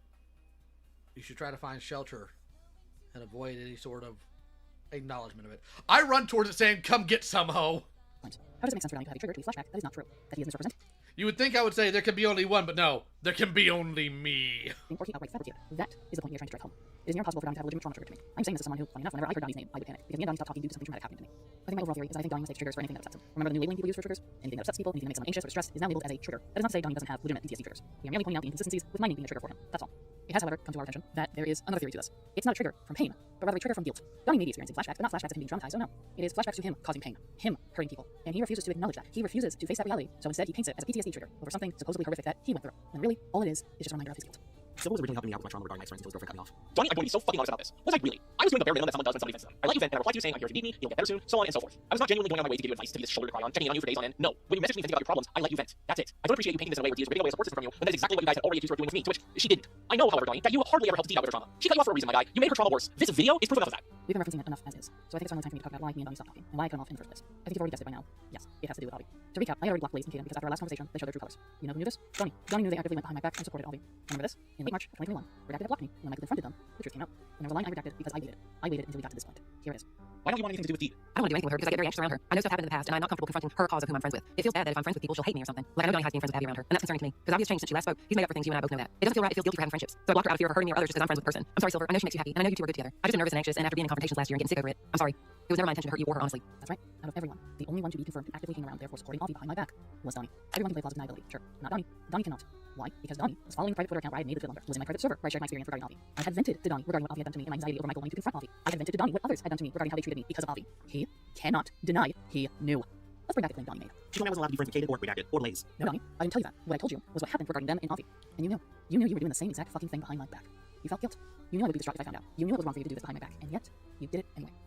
And yet, you do a ton of things you know are wrong. Like, again, gotta keep pointing to it, gotta keep tapping that sign.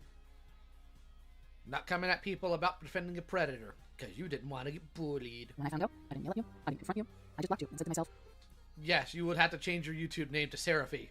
I'm not pronouncing like that Eldritch horror name you have. Have a good life, but keep me the fuck out of it. I thought out of everyone, you would understand. That you would be most supportive of the shit you were going through at the time, and the things I had said to you. Hell, you meant it to me that Avi himself had hurt you at one point. I asked if you believed me, and you said yes. I asked if you'd stand up for me if Avi ever lied about me, and you said you would. Too bad he didn't lie about you then, huh, you dumb broad. But I guess not. I guess the shame got to you, huh? Donnie kept something from me, and it wasn't until 2025 when he revealed a piece of detail. It turns out Donnie was dating Avi during the time I realized he sexually harassed me. This goes to show how we weren't really pals, because I never knew about this until he shared it on Blue Sky. You couldn't even be honest with me. You couldn't even fucking talk to me about it. No, instead you secretly sided with him whilst his literal victim was venting to you in DMs. You were willing to say this shit to Julie, but you went behind a No, you gotta see that. You gotta see this. You gotta see this.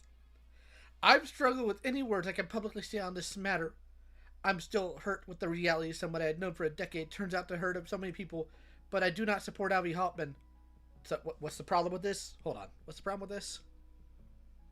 Were willing to say this shit to Julie, but you...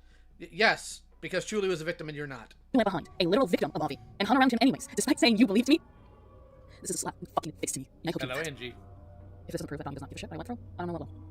But it's not like I've played all my cards just yet. I still have plenty more examples. In fact, I think it's time we finally talk about the remaining allegations Donnie has made. She also snapped at me because I put my triggers on her server when she said I could. She told me I was so selfish for telling them what my triggers are. There was a time where I could ask her if I could say what my triggers are on her server. She said I could, but then asked if someone in her server had triggered me. I told her no. She thinks it's extremely aggressive towards me and said I'm in her server about me because no one had triggered me in her server before. Fuck dude, like how dare someone let people know what not to do around them to make sure it doesn't have to happen to them, and they find out about someone's triggers by having them actually happen. This is not how this event happened. I did not tell Donnie he was selfish. I did not get extremely aggressive towards him. That is not how this incident happened. But there's something really sickly ironic about what Sarah says here, because that is what actually fucking happened to me. To start, it was not a PTSD trigger. What Donnie wanted to share on the server was a phobia of his. For privacy reasons, I'm censoring what this phobia is. Please keep that in mind. Donnie did not ask me if he could share this trigger in my server. He never approached me. He just did it. And the timing of this was fucking awful. Yes, I did ask Donnie if someone had triggered him in the past regarding this, and he said no. You will then notice in this screenshot an hour later, Donnie asked if I'm okay, and once again, an hour later, I tell him to give me space. That is because something happened within those hours.